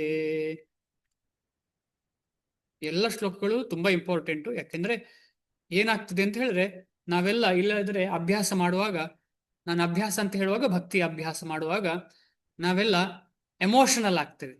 ಎಮೋಷನಲ್ ಅಂತ ಹೇಳಿದ್ರೆ ಇನ್ನೂ ಕೂಡ ನಮಗೆ ಭೌತಿಕವಾದ ಒಂದು ಅಲೆ ನಮ್ಮ ಆಧ್ಯಾತ್ಮಿಕತೆಯಲ್ಲಿ ಇರ್ತದೆ. ಅಂದ್ರೆ ನಾವು ಆಧ್ಯಾತ್ಮಿಕ ಅಭ್ಯಾಸ ಮಾಡ್ತೇವೆ, ಆದ್ರೆ ಭೌತಿಕವಾದ ಅಲೆ ಇರ್ತದೆ, ಅದರದ್ದೊಂದು ಅಲೆ ಇದ್ದೇ ಇರ್ತದೆ ನಮ್ಗೆ. ಅದರಿಂದ ಹೊರಗೆ ಪಡ್ಲಿಕ್ಕೆ ಈ ಒಂದು ಪರ್ಟಿಕ್ಯುಲರ್ ಡಿಸ್ಕಷನ್ ಏನಿದೆ ಭಗವಂತ ಕೊಡ್ತಾ ಇರೋದು ಆತ್ಮದ್ದು ತುಂಬಾ ಇಂಪಾರ್ಟೆಂಟ್. ಆಗ ನಮಗೆ ಡಿಟ್ಯಾಚ್ ಆಗ್ತೇವೆ, ನಾವು ಅದರಿಂದ ಹೊರಗೆ ಬರ್ತೇವೆ. ಅದಕ್ಕೆ ಪುನಃ ಸೇರಿ ಎಲ್ಲರೂ ಓದ್ಬೇಕು ಇದನ್ನು. ನಾವು ಮತ್ತೆ ಓದಿದ್ರೆ ಏನಾಗ್ತದೆ, ನಮಗೆ ಅದು ದೃಢ ಆಗ್ತದೆ. ಇಲ್ಲಾಂದ್ರೆ ಅವರು ಹಾಗೆ ಮಾಡಿದ್ರು, ಹೀಗೆ ಮಾಡಿದ್ರು, ಇಲ್ಲಾಂದ್ರೆ ನಮ್ಗೆ ಗೊತ್ತಾಗ್ತದೆ ಎಲ್ಲವೂ ಆತ್ಮ, ಎಲ್ಲವೂ ಒಂದು ಜೀವಾತ್ಮ ಅಂತ ಹೇಳಿ ಗೊತ್ತಾಗ್ತದೆ. ಅನುವಾದ ಶ್ರೀಲ ಪ್ರಭುಪಾದರಿಂದ. ಜೀವಿಯು ಕೊಲ್ಲುತ್ತಾನೆ ಎಂದು ಭಾವಿಸುವವನಿಗೂ ಅದು ಕೊಲ್ಲಲ್ಪಟ್ಟಿತು ಎಂದು ಭಾವಿಸುವವನಿಗೂ ತಿಳುವಳಿಕೆ ಇಲ್ಲ. ಏಕೆಂದರೆ ಆತ್ಮನು ಕೊಲ್ಲುವುದೂ ಇಲ್ಲ, ಕೊಲ್ಲಲ್ಪಡುವುದೂ ಇಲ್ಲ. ಆತ್ಮ ಸತ್ ಚಿತ್ ಆನಂದ. ಅದು ಯಾರನ್ನು ಕೊಲ್ಲುವುದಿಲ್ಲ, ಯಾರಿಂದಲೂ ಕೊಲ್ಲಲ್ಪಡುವುದಿಲ್ಲ. ಯಾಕೆಂದ್ರೆ ಅದು ಶಾಶ್ವತ. ಅದನ್ನು ನಾವು ಈಗಾಗಲೇ ತಿಳ್ಕೊಂಡಿದ್ದೇವೆ. ಶಾಶ್ವತವಾದಂತಹ ಆತ್ಮವನ್ನು ಹೇಗೆ ಕೊಲ್ಲಿಕ್ಕೆ ಸಾಧ್ಯ? ಅಥವಾ ಇನ್ನೊಂದು ಆತ್ಮವನ್ನು ಅದು ಹೇಗೆ ಕೊಲ್ಲಿಕ್ಕೆ ಸಾಧ್ಯ? ಅಲ್ಲ, ಅದನ್ನು ಯಾರಾದ್ರೂ ಕೊಲ್ಲಿಕ್ಕೆ ಸಾಧ್ಯವೇ ಇಲ್ಲ. ಆದ ಕಾರಣ ಆತರ ಭಾವಿಸುವವನು ನಿಜವಾಗಿ ತಿಳುವಳಿಕೆ ಇಲ್ಲದವನು ಅಂತ ಹೇಳಿ ಭಗವಂತ ಹೇಳ್ತಾರೆ ಇಲ್ಲಿ. ಅಂದ್ರೆ ಸಾವು ಅಥವಾ ಕೊಲ್ಲುವುದು ಯಾವುದನ್ನ? ಈಗ ಹೊರಗೆ ಕಾಣುವಂತಹ ಶರೀರವನ್ನು. ಮನಸ್ಸಿಗೆ ಯಾರಾದ್ರೂ ನೋವು ಕೊಡ್ತಾರೆ ಅಂತ ಹೇಳಿದ್ರೆ ಅದೊಂದು ಮನಸ್ಸನ್ನು ಕೊಲ್ಲುವಂತಹ ಒಂದು ಪ್ರಯತ್ನ ಇನ್ನೊಬ್ಬ ಮಾಡ್ತಾನೆ ಅಂತ. ಅಂದ್ರೆ ದೇಹವನ್ನು ಕೊಲ್ಲುವುದಲ್ಲ, ಈಗ ಮನಸ್ಸಿಗೆ ಕೊಲ್ಲುವಷ್ಟು ಜೋರು ನೋವು ಮಾಡ್ತಾರೆ ಯಾರನ್ನು ಅಂತ ಇಟ್ಕೊಂಡ್ರೆ. ಯಾರಾದ್ರೂ ಫಾರ್ ಎಕ್ಸಾಂಪಲ್ ಜೋರು ಮಾಡಿ ಮಾಡಿ ಮಾಡಿ ಅವನು ಹುಚ್ಚ ಆದ ಅಂತ ಹೇಳಿದ್ರೆ ಇವನು ಏನ್ ಮಾಡ್ತಿದ್ದಾನೆ ಅಂತ ಹೇಳಿದ್ರೆ, ಈ ವ್ಯಕ್ತಿ ಅವನಿಗೆ ಜೋರು ಮಾಡಿ ಮಾಡಿ ಮಾಡಿ ಅವನನ್ನು ಹುಚ್ಚನಾಗಿ ಮಾಡ್ತಿದ್ದಾನೆ ಅಂತ ಹೇಳಿದ್ರೆ ಅವನ ಮನಸ್ಸನ್ನು ಕಲುಷಿತಗೊಳಿಸಿ ಮನಸ್ಸನ್ನು ಕೊಲ್ತಿದ್ದಾನೆ ಅಂತ ಅರ್ಥ, ಆತ್ಮವನ್ನಲ್ಲ. ಭಾವಾರ್ಥ. ದೇಹವನ್ನು ನಮಗೆ ಸುಲಭ ಅರ್ಥ ಆಗತ್ತೆ. ಭಾವಾರ್ಥ ದೇಹಸ್ಥ ಜೀವಿಗೆ, ಅಂದ್ರೆ ಜೀವಿಗೆ ಸಿಕ್ಕಂತಹ ದೇಹ, ಆದ ಕಾರಣ ದೇಹಸ್ಥ ಜೀವಿಗೆ, ಅಂದ್ರೆ ಜೀವಿಯು ದೇಹವು ವ್ಯತ್ಯಾಸ ಅಂತ ಇಲ್ಲಿ ಸಂಪೂರ್ಣ ಅರ್ಥ ಆಗುತ್ತೆ. ದೇಹಸ್ಥ ಜೀವಿಗೆ ಮಾರಕ ಆಯುಧಗಳಿಂದ ಗಾಯವಾದಾಗ ದೇಹದೊಳಗಿನ ಜೀವಿಯು ಸಾಯುವುದಿಲ್ಲ ಎನ್ನುವುದನ್ನು ತಿಳಿದುಕೊಳ್ಳಬೇಕು. ಮುಂದೆ ಹೇಳುವ ಶ್ಲೋಕಗಳಿಂದ ಸ್ಪಷ್ಟವಾಗುವಂತೆ ಆತ್ಮವು ಎಷ್ಟು ಸೂಕ್ಷ್ಮವೆಂದರೆ ಯಾವ ಐಹಿಕ ಅಂದ್ರೆ ಭೌತಿಕ ಆಯುಧವು ಅದನ್ನು ಕೊಲ್ಲಲಾರದು. ಜೀವಿಯನ್ನು ಕೊಲ್ಲುವುದು ಸಾಧ್ಯವೇ ಇಲ್ಲ, ಆತ್ಮವನ್ನು ಕೊಲ್ಲುವುದು ಸಾಧ್ಯವೇ ಇಲ್ಲ. ಅದರ ಆಧ್ಯಾತ್ಮಿಕ ಸ್ವರೂಪವೇ ಇದಕ್ಕೆ ಕಾರಣ. ಈ ಜೀವಿಯನ್ನು ಅಂತ ಹೇಳುವಾಗ ಒಂದೊಂದ್ಸಲ ಕನ್ಫ್ಯೂಷನ್ ಆಗ್ತದೆ. ಯಾಕಂದ್ರೆ ಇದು ಶ್ರೀಲ ಪ್ರಭುಪಾದರು ಒರಿಜಿನಲಿ ಬರೆದ ಇಂಗ್ಲಿಷಿಂದ ಬೇರೆ ಯಾರೋ ಟ್ರಾನ್ಸ್ಲೇಷನ್ ಮಾಡಿದ್ದು. ಆದ ಕಾರಣ ಸ್ವಲ್ಪ ಅಲ್ಲಿ ಇಲ್ಲಿ ತಪ್ಪಾಗೋದು ಸಹಜ. ಯಾಕಂದ್ರೆ ನಮಗೆಲ್ಲರಿಗೂ ಗೊತ್ತು ಇದು ಭಕ್ತರು ಟ್ರಾನ್ಸ್ಲೇಷನ್ ಮಾಡಿದ್ದಲ್ಲ, ಈ ಪರ್ಟಿಕ್ಯುಲರ್ ಪುಸ್ತಕವನ್ನ ಭಕ್ತರು ಮಾಡಿದ್ದಲ್ಲ. ಆದ ಕಾರಣ ಇದರಲ್ಲಿ ಕೆಲವು ವ್ಯತ್ಯಾಸಗಳಿರ್ತದೆ, ಅದನ್ನ ನಾವು ಗಮನಿಸಬಹುದು. ಜೀವಿಯನ್ನು ಅಂದ್ರೆ ಇಲ್ಲಿ ಆತ್ಮವನ್ನು ಕೊಲ್ಲುವುದು ಸಾಧ್ಯವೇ ಇಲ್ಲ. ಯಾಕಂದ್ರೆ ಕೆಲವೊಮ್ಮೆ ನಾವು ಜೀವಿಯನ್ನು ಅಂದ್ರೆ ಎಲ್ಲ ಜೀವರಾಶಿಗಳು ಅಂದ್ರೆ ದೇಹವಾಗಿ ಪರಿಗಣಿಸ್ತೇವೆ ನಾವು ಜೀವಿ ಅಂತ ಹೇಳುವಾಗ. ಅದರ ಆಧ್ಯಾತ್ಮಿಕ ಸ್ವರೂಪವೇ ಇದಕ್ಕೆ ಕಾರಣ. ಸಾಯುವುದು ಅಥವಾ ಸತ್ತಿತೆಂದು ಜನ ಭಾವಿಸುವುದು ದೇಹ ಮಾತ್ರ. ಹೀಗೆಂದ ಮಾತ್ರಕ್ಕೆ ದೇಹವನ್ನು ಕೊಲ್ಲುವುದಕ್ಕೆ ಬೆಂಬಲ ಉಂಟು ಎಂದು ಅರ್ಥವಲ್ಲ. ಇದು ಇಂಪಾರ್ಟೆಂಟ್. ಅಂದ್ರೆ ಯಾರನ್ನು ಯಾವಾಗ ಬೇಕಿದ್ರು ಕೊಲ್ಬಹುದು ಇಲ್ಲ, ಧರ್ಮದ ಮೇಲೆ ಇದಾಗ್ತದೆ. ಧರ್ಮವನ್ನ ಫಸ್ಟ್ ನೋಡ್ಕೋಬೇಕು. ಸುಮ್ಮನೆ ಹೋಗಿ ಎಲ್ಲರನ್ನು ಯಾರನ್ನು ಕೊಲ್ಲುವುದಲ್ಲ. ಒಂದು ಇರುವೆಯನ್ನು ಕೂಡ ಸುಮ್ಮನೆ ಕೊಲ್ಲುವಂತ ಅರ್ಹತೆ, ಯಾಕೆಂದ್ರೆ ನಮಗೆ ಅದನ್ನ ಸೃಷ್ಟಿಸ್ಲಿಕ್ಕೆ ಸಾಧ್ಯ ಇಲ್ಲ. ಆದರೆ ಅದು ಆತ ತಾಯಿನ ಅಂತ ಹೇಳಿದ್ರೆ ನಮ್ಮನ್ನೇ ಕೊಲ್ಲಿಕ್ಕೆ ಬರ್ತಾ ಉಂಟು ಏನು ಅಂತ ಹೇಳಿದ್ರೆ ನಾವು ಕೊಲ್ಬಹುದು ಆತ ತಾಯಿನ. ಉದಾಹರಣೆಗೆ ಯಾವುದೋ ಒಂದು ನಾವು ನಡೀತಾ ಹೋಗ್ತಿದ್ದೇವೆ, ಒಂದು ದೊಡ್ಡ ಹುಲಿ ಅಟ್ಯಾಕ್ ಮಾಡ್ಲಿಕ್ಕೆ ಬರ್ತಾ ಉಂಟು ಹೇಳಿದ್ರೆ ಇಲ್ಲ ಬಾ ಅಪ್ಪ ನನ್ನನ್ನು ಅಟ್ಯಾಕ್ ಮಾಡು, ತೊಂದ್ರೆ ಇಲ್ಲ, ನೀನು ಒಂದು ಆತ್ಮ ನಾನು ಒಂದು ಆತ್ಮ ಅಂತ ಹೇಳಲಿಕ್ಕೆ ಆಗುದಿಲ್ಲ. ನಾವು ಕೊಲ್ಲಿಕ್ಕೆ ಪ್ರಯತ್ನ ಪಡ್ಬೇಕು, ಮನುಷ್ಯನಾಗ್ಲಿ ಈ ತರ ಯಾವುದೇ ಪ್ರಾಣಿಗಳಾಗ್ಲಿ. ನಮ್ಮನ್ನು ರಕ್ಷಣೆ ಮಾಡುವುದು ಅಂದ್ರೆ ಯಾವನೋ ಒಬ್ಬ ಕೊಲ್ಲಿಕ್ಕೆ ಬರ್ತಾನೆ ಅಂತ ಹೇಳಿ ನಾವು ರಕ್ಷಣೆ ಮಾಡುವುದಂದ್ರೆ ಸಹಜವಾಗಿ ಅದನ್ನು ಕೊಲ್ಲಿಕ್ಕೆ ಪ್ರಯತ್ನ ಪಡುವುದೇ. ವೇದದ ಆದೇಶವೆಂದರೆ ಮಾ ಹಿಂಸ್ಯಾತ್ ಸರ್ವಭೂತಾನಿ, ಯಾರಿಗೂ ಹಿಂಸೆ ಮಾಡಬೇಡ ಅಂತ ಶಾಸ್ತ್ರ ಹೇಳುತ್ತೆ. ಯಾವುದು? ವೇದ ಹೇಳುತ್ತೆ. ಜೀವಿಯು ಸಾಯುವುದಿಲ್ಲ ಎನ್ನುವ ಅರಿವು ಪ್ರಾಣಿವಧೆಗೆ ಪ್ರೋತ್ಸಾಹ ನೀಡುವುದಿಲ್ಲ. ಅಂದ್ರೆ ಸುಮ್ಮನೆ ಯಾರನ್ನು ಕೊಲ್ಬಾರದು ಅಂತ ಹೇಳುವುದಕ್ಕೆ ಈ ಆದೇಶ, ಮಾ ಹಿಂಸ್ಯಾತ್ ಸರ್ವಭೂತಾನಿ. ಆದ್ರೆ ಧರ್ಮಕ್ಕೆ ಅನುಗುಣವಾಗಿ ಒಬ್ಬ ಈ ಕಾರ್ಯವನ್ನ ಭಗವಂತ ಅಥವಾ ಗುರುವಿನ ಆದೇಶದ ಮೇಲೆ ಮಾಡಬಹುದು. ಅಧಿಕಾರವಿಲ್ಲದೆ ಯಾರನ್ನೇ ಕೊಲ್ಲುವುದು ಹೇಸಿಗೆಯ ಕೃತ್ಯ. ಇದಕ್ಕೆ ರಾಜ್ಯದ ಕಾನೂನಿಗಿಂತಲೂ ಭಗವಂತನ ನಿಯಮದಿಂದಲೂ ಶಿಕ್ಷೆಯಾಗತಕ್ಕದ್ದು. ಅಂದ್ರೆ ರಾಜ್ಯದ ಕಾನೂನಿನಿಂದ ತಪ್ಪಿಸಿಕೊಂಡ್ರು ಭಗವಂತನ ನಿಯಮದಿಂದ ತಪ್ಪಿಸ್ಲಿಕ್ಕೆ ಸಾಧ್ಯನೇ ಇಲ್ಲ. ಆದರೆ ಅರ್ಜುನನಿಗೆ ವಧೆಯಲ್ಲಿ ತೊಡಗು ಎನ್ನುತ್ತಿರುವುದು ಧಾರ್ಮಿಕ ಕರ್ತವ್ಯ ಎಂಬ ಮಾತ್ರದಿಂದಲೇ ಹೊರತು ಮನಸ್ಸಿನ ಸ್ವ ಇಚ್ಛೆಯಿಂದ ಅಲ್ಲ, ಮನಃ ಸ್ವೇಚ್ಛೆಯಿಂದ ಅಲ್ಲ. ಸುಮ್ಮನೆ ಮನಸ್ಸಲ್ಲಿ ಯಾಕ ಇವ್ರನ್ನೆಲ್ಲ ಕೊಲ್ಲು, ತೊಂದರೆ ಇಲ್ಲ ಅಂತ ಅಲ್ಲ. ಧರ್ಮಕ್ಕೆ ವಿರುದ್ಧರಾದಂತಹ ಈ ವ್ಯಕ್ತಿಗಳನ್ನು ಕೊಂದ್ರೆ ಮಾತ್ರ ಅದು ಮುಂದೆ ಎಲ್ಲರೂ ಭಯದಿಂದ ಈ ತರ ಕಾರ್ಯಗಳನ್ನ ಮಾಡುವುದಿಲ್ಲ. ಇದೆಲ್ಲ ವಿದೇಶ. ಉದಾಹರಣೆಗೆ ಅರಬ್ ಕಂಟ್ರೀಸ್ ನಲ್ಲಿ ಏನಾಗ್ತದೆ ಅಂತ ಹೇಳಿದ್ರೆ, ಯಾರಾದ್ರೂ ಕದ್ರು ಅಥವಾ ಯಾರಾದ್ರೂ ಇನ್ನೊಬ್ಬ ಪರಸ್ತ್ರೀಯನ್ನು ಏನಾದ್ರೂ ಮಾಡ್ಲಿಕ್ಕೆ ಹೋದ್ರು ಅಂತ ಹೇಳಿದ್ರೆ ಅವರ ಕೈಯನ್ನೇ ಕಟ್ ಮಾಡ್ತಾರಂತೆ. ಅಂದ್ರೆ ಅದನ್ನ ನೋಡಿ ಏನ್ ಮಾಡ್ತಾರೆ, ಬೇರೆಯವರೆಲ್ಲ ಭಯಪಟ್ಟು ಆಮೇಲೆ ಅಂತ ಕಾರ್ಯಗಳನ್ನ ಮಾಡ್ಲಿಕ್ಕೆ ಹೊರಡುದಿಲ್ಲ. ಅದೇ ಭಗವಂತ ಮಾಡ್ತಾ ಇರುವಂತದ್ದು. ಇಲ್ಲಿ ಭಗವಂತ ಮಾಡ್ತಿರೋದು ಇದೇಯ, ಇಲ್ಲ ಅಂತ ಹೇಳಿದ್ರೆ ಸಾಧ್ಯವೇ ಇಲ್ಲ. ಕ್ಷತ್ರಿಯನ ಉದ್ದೇಶವೇ ಅದು. ಕ್ಷತ್ರಿಯ ಅಂತ ಹೇಳಿದ್ರೆ ಅವನ ಜೀವನ ಏನು ಹೇಗಿರ್ತದೆ ಅಂತ ಹೇಳಿದ್ರೆ ಅವನು ಎಲ್ಲವನ್ನ ಪ್ರೊಟೆಕ್ಟ್ ಮಾಡುದು. ಆ ಪ್ರೊಟೆಕ್ಟ್ ಮಾಡಿ ಟ್ಯಾಕ್ಸ್ ತಗೊಂಡು ಅವನ ಜೀವನವನ್ನ ಅದರಿಂದ ಮುಂದೆ ಕೊಂಡೋಗ್ತಾನೆ. ಯಾಕಂದ್ರೆ ಪ್ರತಿಯೊಬ್ಬ ವ್ಯಕ್ತಿ ಹುಟ್ಟಿದ ಮೇಲೆ ಅವನ ಕರ್ತವ್ಯವನ್ನು ಮಾಡಲೇಬೇಕು, ಕರ್ಮ ಮಾಡಲೇಬೇಕು. ಅವನ ದೇಹಕ್ಕೆ ಗುಣಕ್ಕೆ ಅನುಗುಣವಾಗಿ ಯಾವ ಕರ್ಮ ಮಾಡಬೇಕು ಅಂತ ಹೇಳಿ ಮುಂಚೆನೆ ಬರ್ದಿದೆ.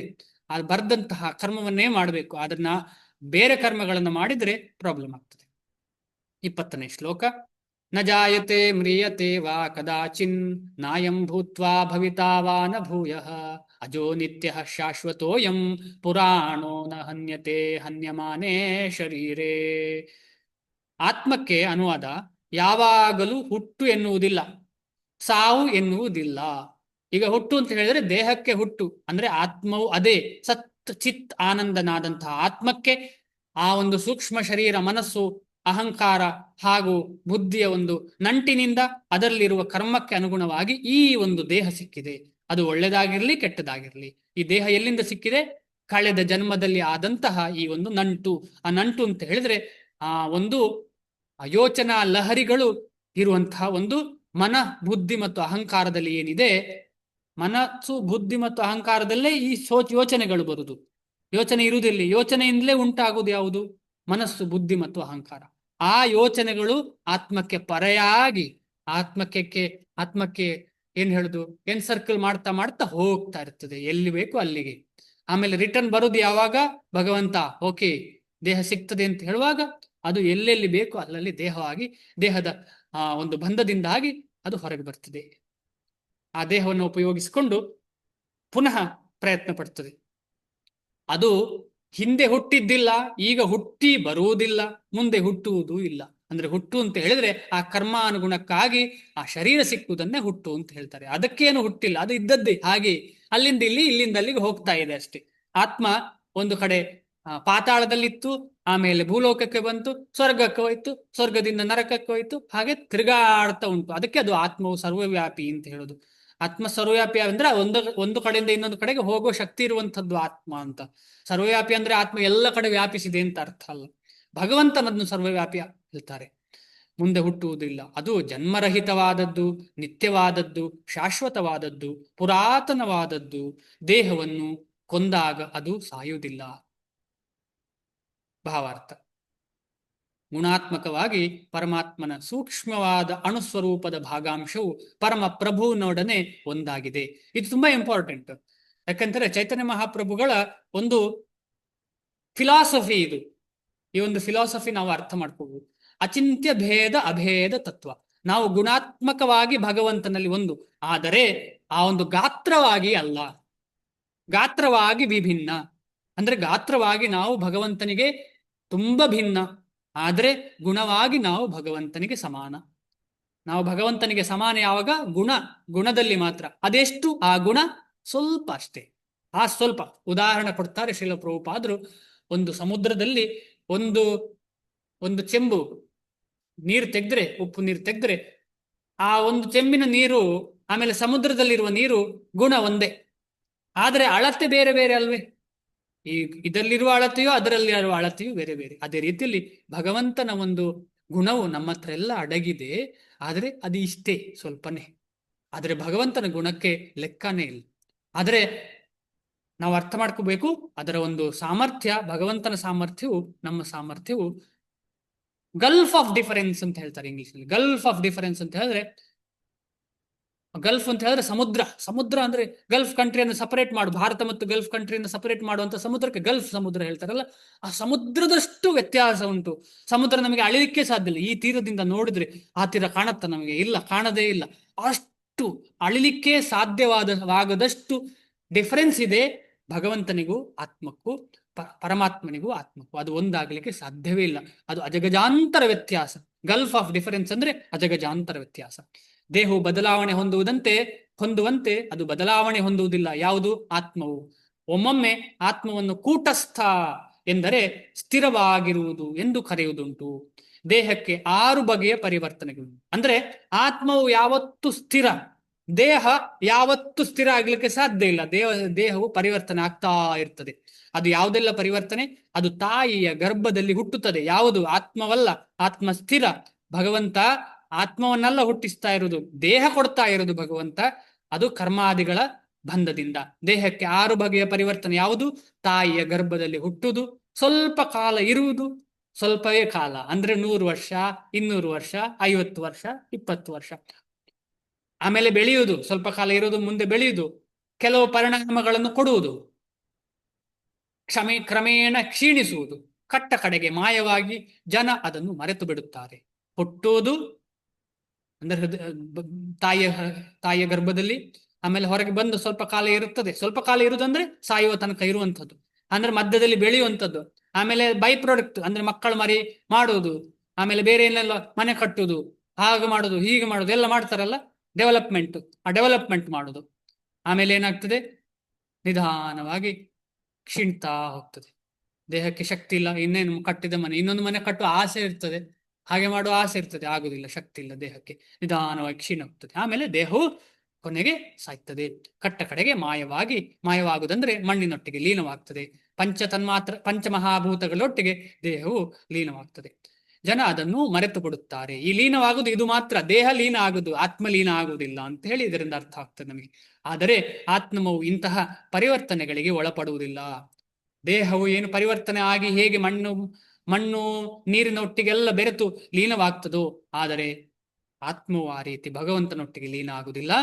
ಅದು ಅಂತಹ ಪರಿವರ್ತನೆ ಇಲ್ಲ. ಅದು ಸ್ಥಿರವಾಗಿ ಭಗವಂತನ ಸೇವೆಯಲ್ಲಿ ತೊಡಗಿಕೊಳ್ಳುವಂತಹ ಒಂದು ಜೀವಿ. ಆದರೆ ಅದಕ್ಕೆ ಅದು ಸಿಗ್ಲಿಲ್ಲ ಅಂದ್ರೆ ಪುನಃ ಇನ್ನೊಂದು ದೇಹ ಸಿಗ್ತದೆ. ಆತ್ಮವು ಹುಟ್ಟುವುದಿಲ್ಲ. ಆದರೆ ಅದು ಒಂದು ಐಹಿಕ ದೇಹವನ್ನು ಧರಿಸುವುದರಿಂದ ದೇಹವು ಜನ್ಮ ತಾಳುತ್ತದೆ. ಆತ್ಮವು ಅಲ್ಲಿ ಹುಟ್ಟುವುದಿಲ್ಲ, ಸಾಯುವುದೂ ಇಲ್ಲ.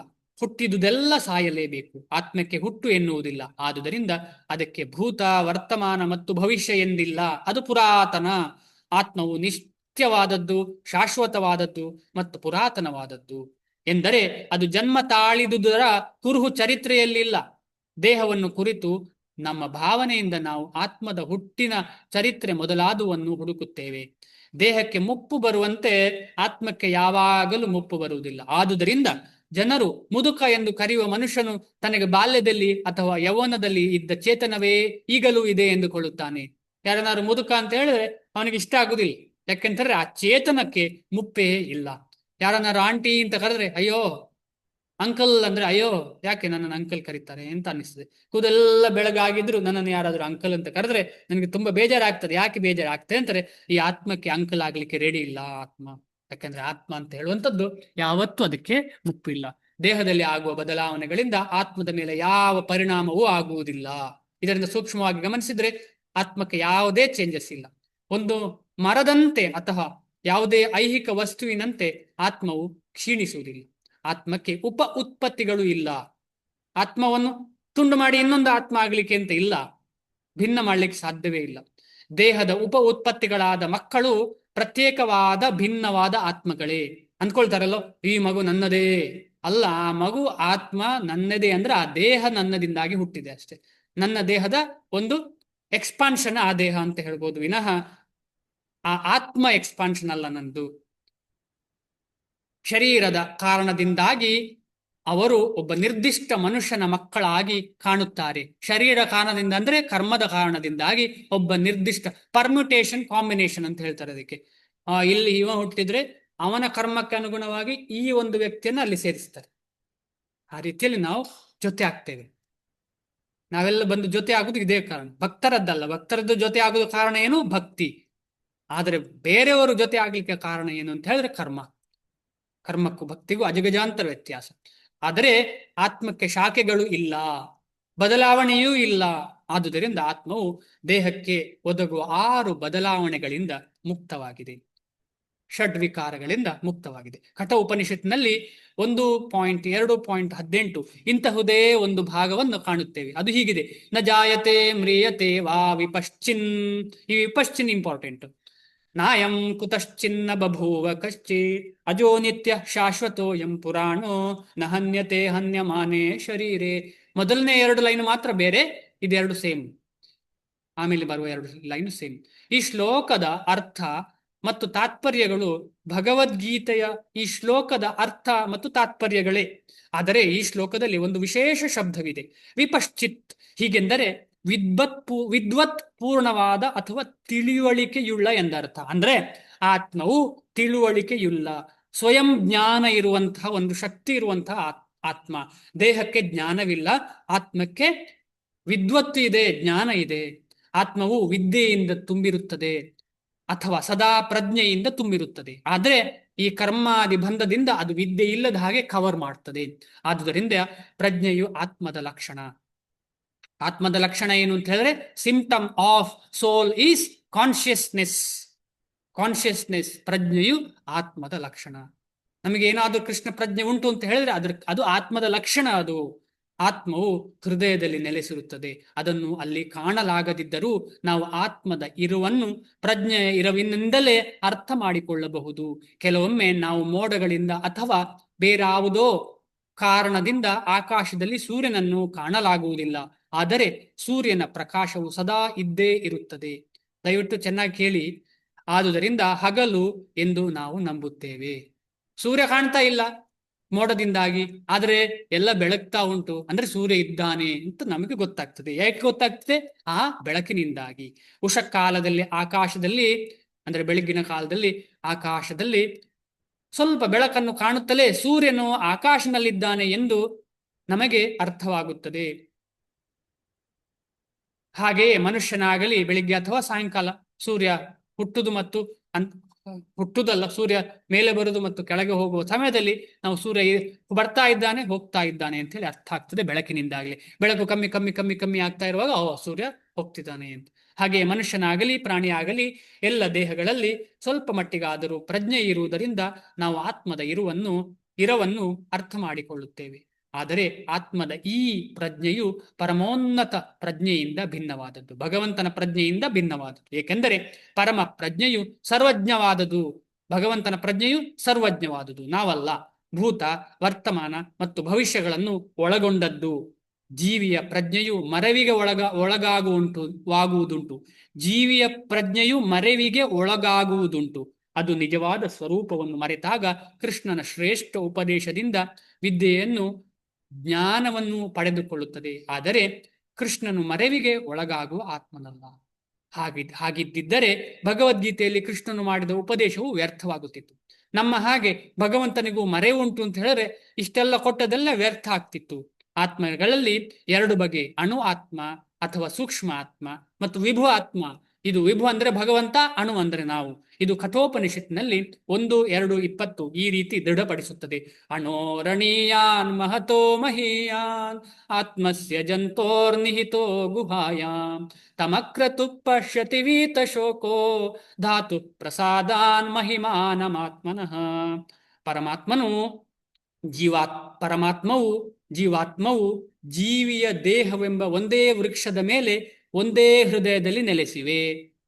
ಹೃದಯದಲ್ಲಿ ಎರಡು ವ್ಯಕ್ತಿಗಳಿದ್ದಾರೆ, ಜೀವಿ ಅಂದ್ರೆ ಆತ್ಮ ಮತ್ತೆ ಪರಮಾತ್ಮ, ಭಗವಂತನ ಅಂಶ, ನೇರ ಅಂಶ. ನಾವು ವಿಭಿನ್ನ ಅಂಶ, ಭಗವಂತನ ನೇರ ಅಂಶ ಪರಮಾತ್ಮ. ಎಲ್ಲ ಐಹಿಕ ಬಯಕೆಗಳಿಂದ ಮತ್ತು ಶೋಕಗಳಿಂದ ಮುಕ್ತನಾದವನು ಮಾತ್ರ ಪರಮಾತ್ಮನ ಕೃಪೆಯಿಂದ ಆತ್ಮದ ಮಹಿಮೆಯನ್ನು ತಿಳಿದುಕೊಳ್ಳಬಲ್ಲ. ತನ್ನನ್ನು ತಾನು ತಿಳಿದುಕೊಳ್ತೇನೆ ಅಂತ ಹೇಳಿದ್ರೆ, ಆತ್ಮದ ಒಂದು ಜ್ಞಾನ ಸಿಗುವುದು ಅಂತ ಹೇಳಿದ್ರೆ ಅದು ಭಗವಂತನ ಕೃಪೆಯಿಂದ ಮಾತ್ರ. ಕೃಷ್ಣನು ಪರಮಾತ್ಮನ ಆದಿಮೂಲ. ಇದನ್ನು ಮುಂದಿನ ಅಧ್ಯಾಯಗಳು ತಿಳಿಸಿಕೊಡುತ್ತವೆ. ಅರ್ಜುನನು ತನ್ನ ನಿಜವಾದ ಸ್ವರೂಪವನ್ನು ಮರೆತಿರುವ ಜೀವಾತ್ಮ. ಆದುದರಿಂದ ಜೀವಾತ್ಮನು ಕೃಷ್ಣನಿಂದ ಅಥವಾ ಅವನ ನೈಜ ಪ್ರತಿನಿಧಿಯಿಂದ ಜ್ಞಾನೋದಯವನ್ನು ಪಡೆಯಬೇಕು. ಅಂದ್ರೆ ಗುರುವಿನಿಂದ ಜ್ಞಾನೋದಯವನ್ನ ಪಡೆಯಬೇಕು. ಅಂದ್ರೆ ಕೃಷ್ಣ ಇಲ್ಲ ಅಂದ್ರೆ ಗುರುವಿನ ಮುಖಾಂತರ ನಾವು ನಿಜವಾದ ಜ್ಞಾನ ಅಂದ್ರೆ ಆತ್ಮಜ್ಞಾನವನ್ನ ಪಡೆದುಕೊಳ್ಳಬೇಕು. ಇಷ್ಟು ಹೇಳ್ತಾ ಇವತ್ತು ನಿಲ್ಸೋಣ. ಏನಾದರೂ ಪ್ರಶ್ನೆ ಇದ್ರೆ ದಯವಿಟ್ಟು ಕೇಳಿ.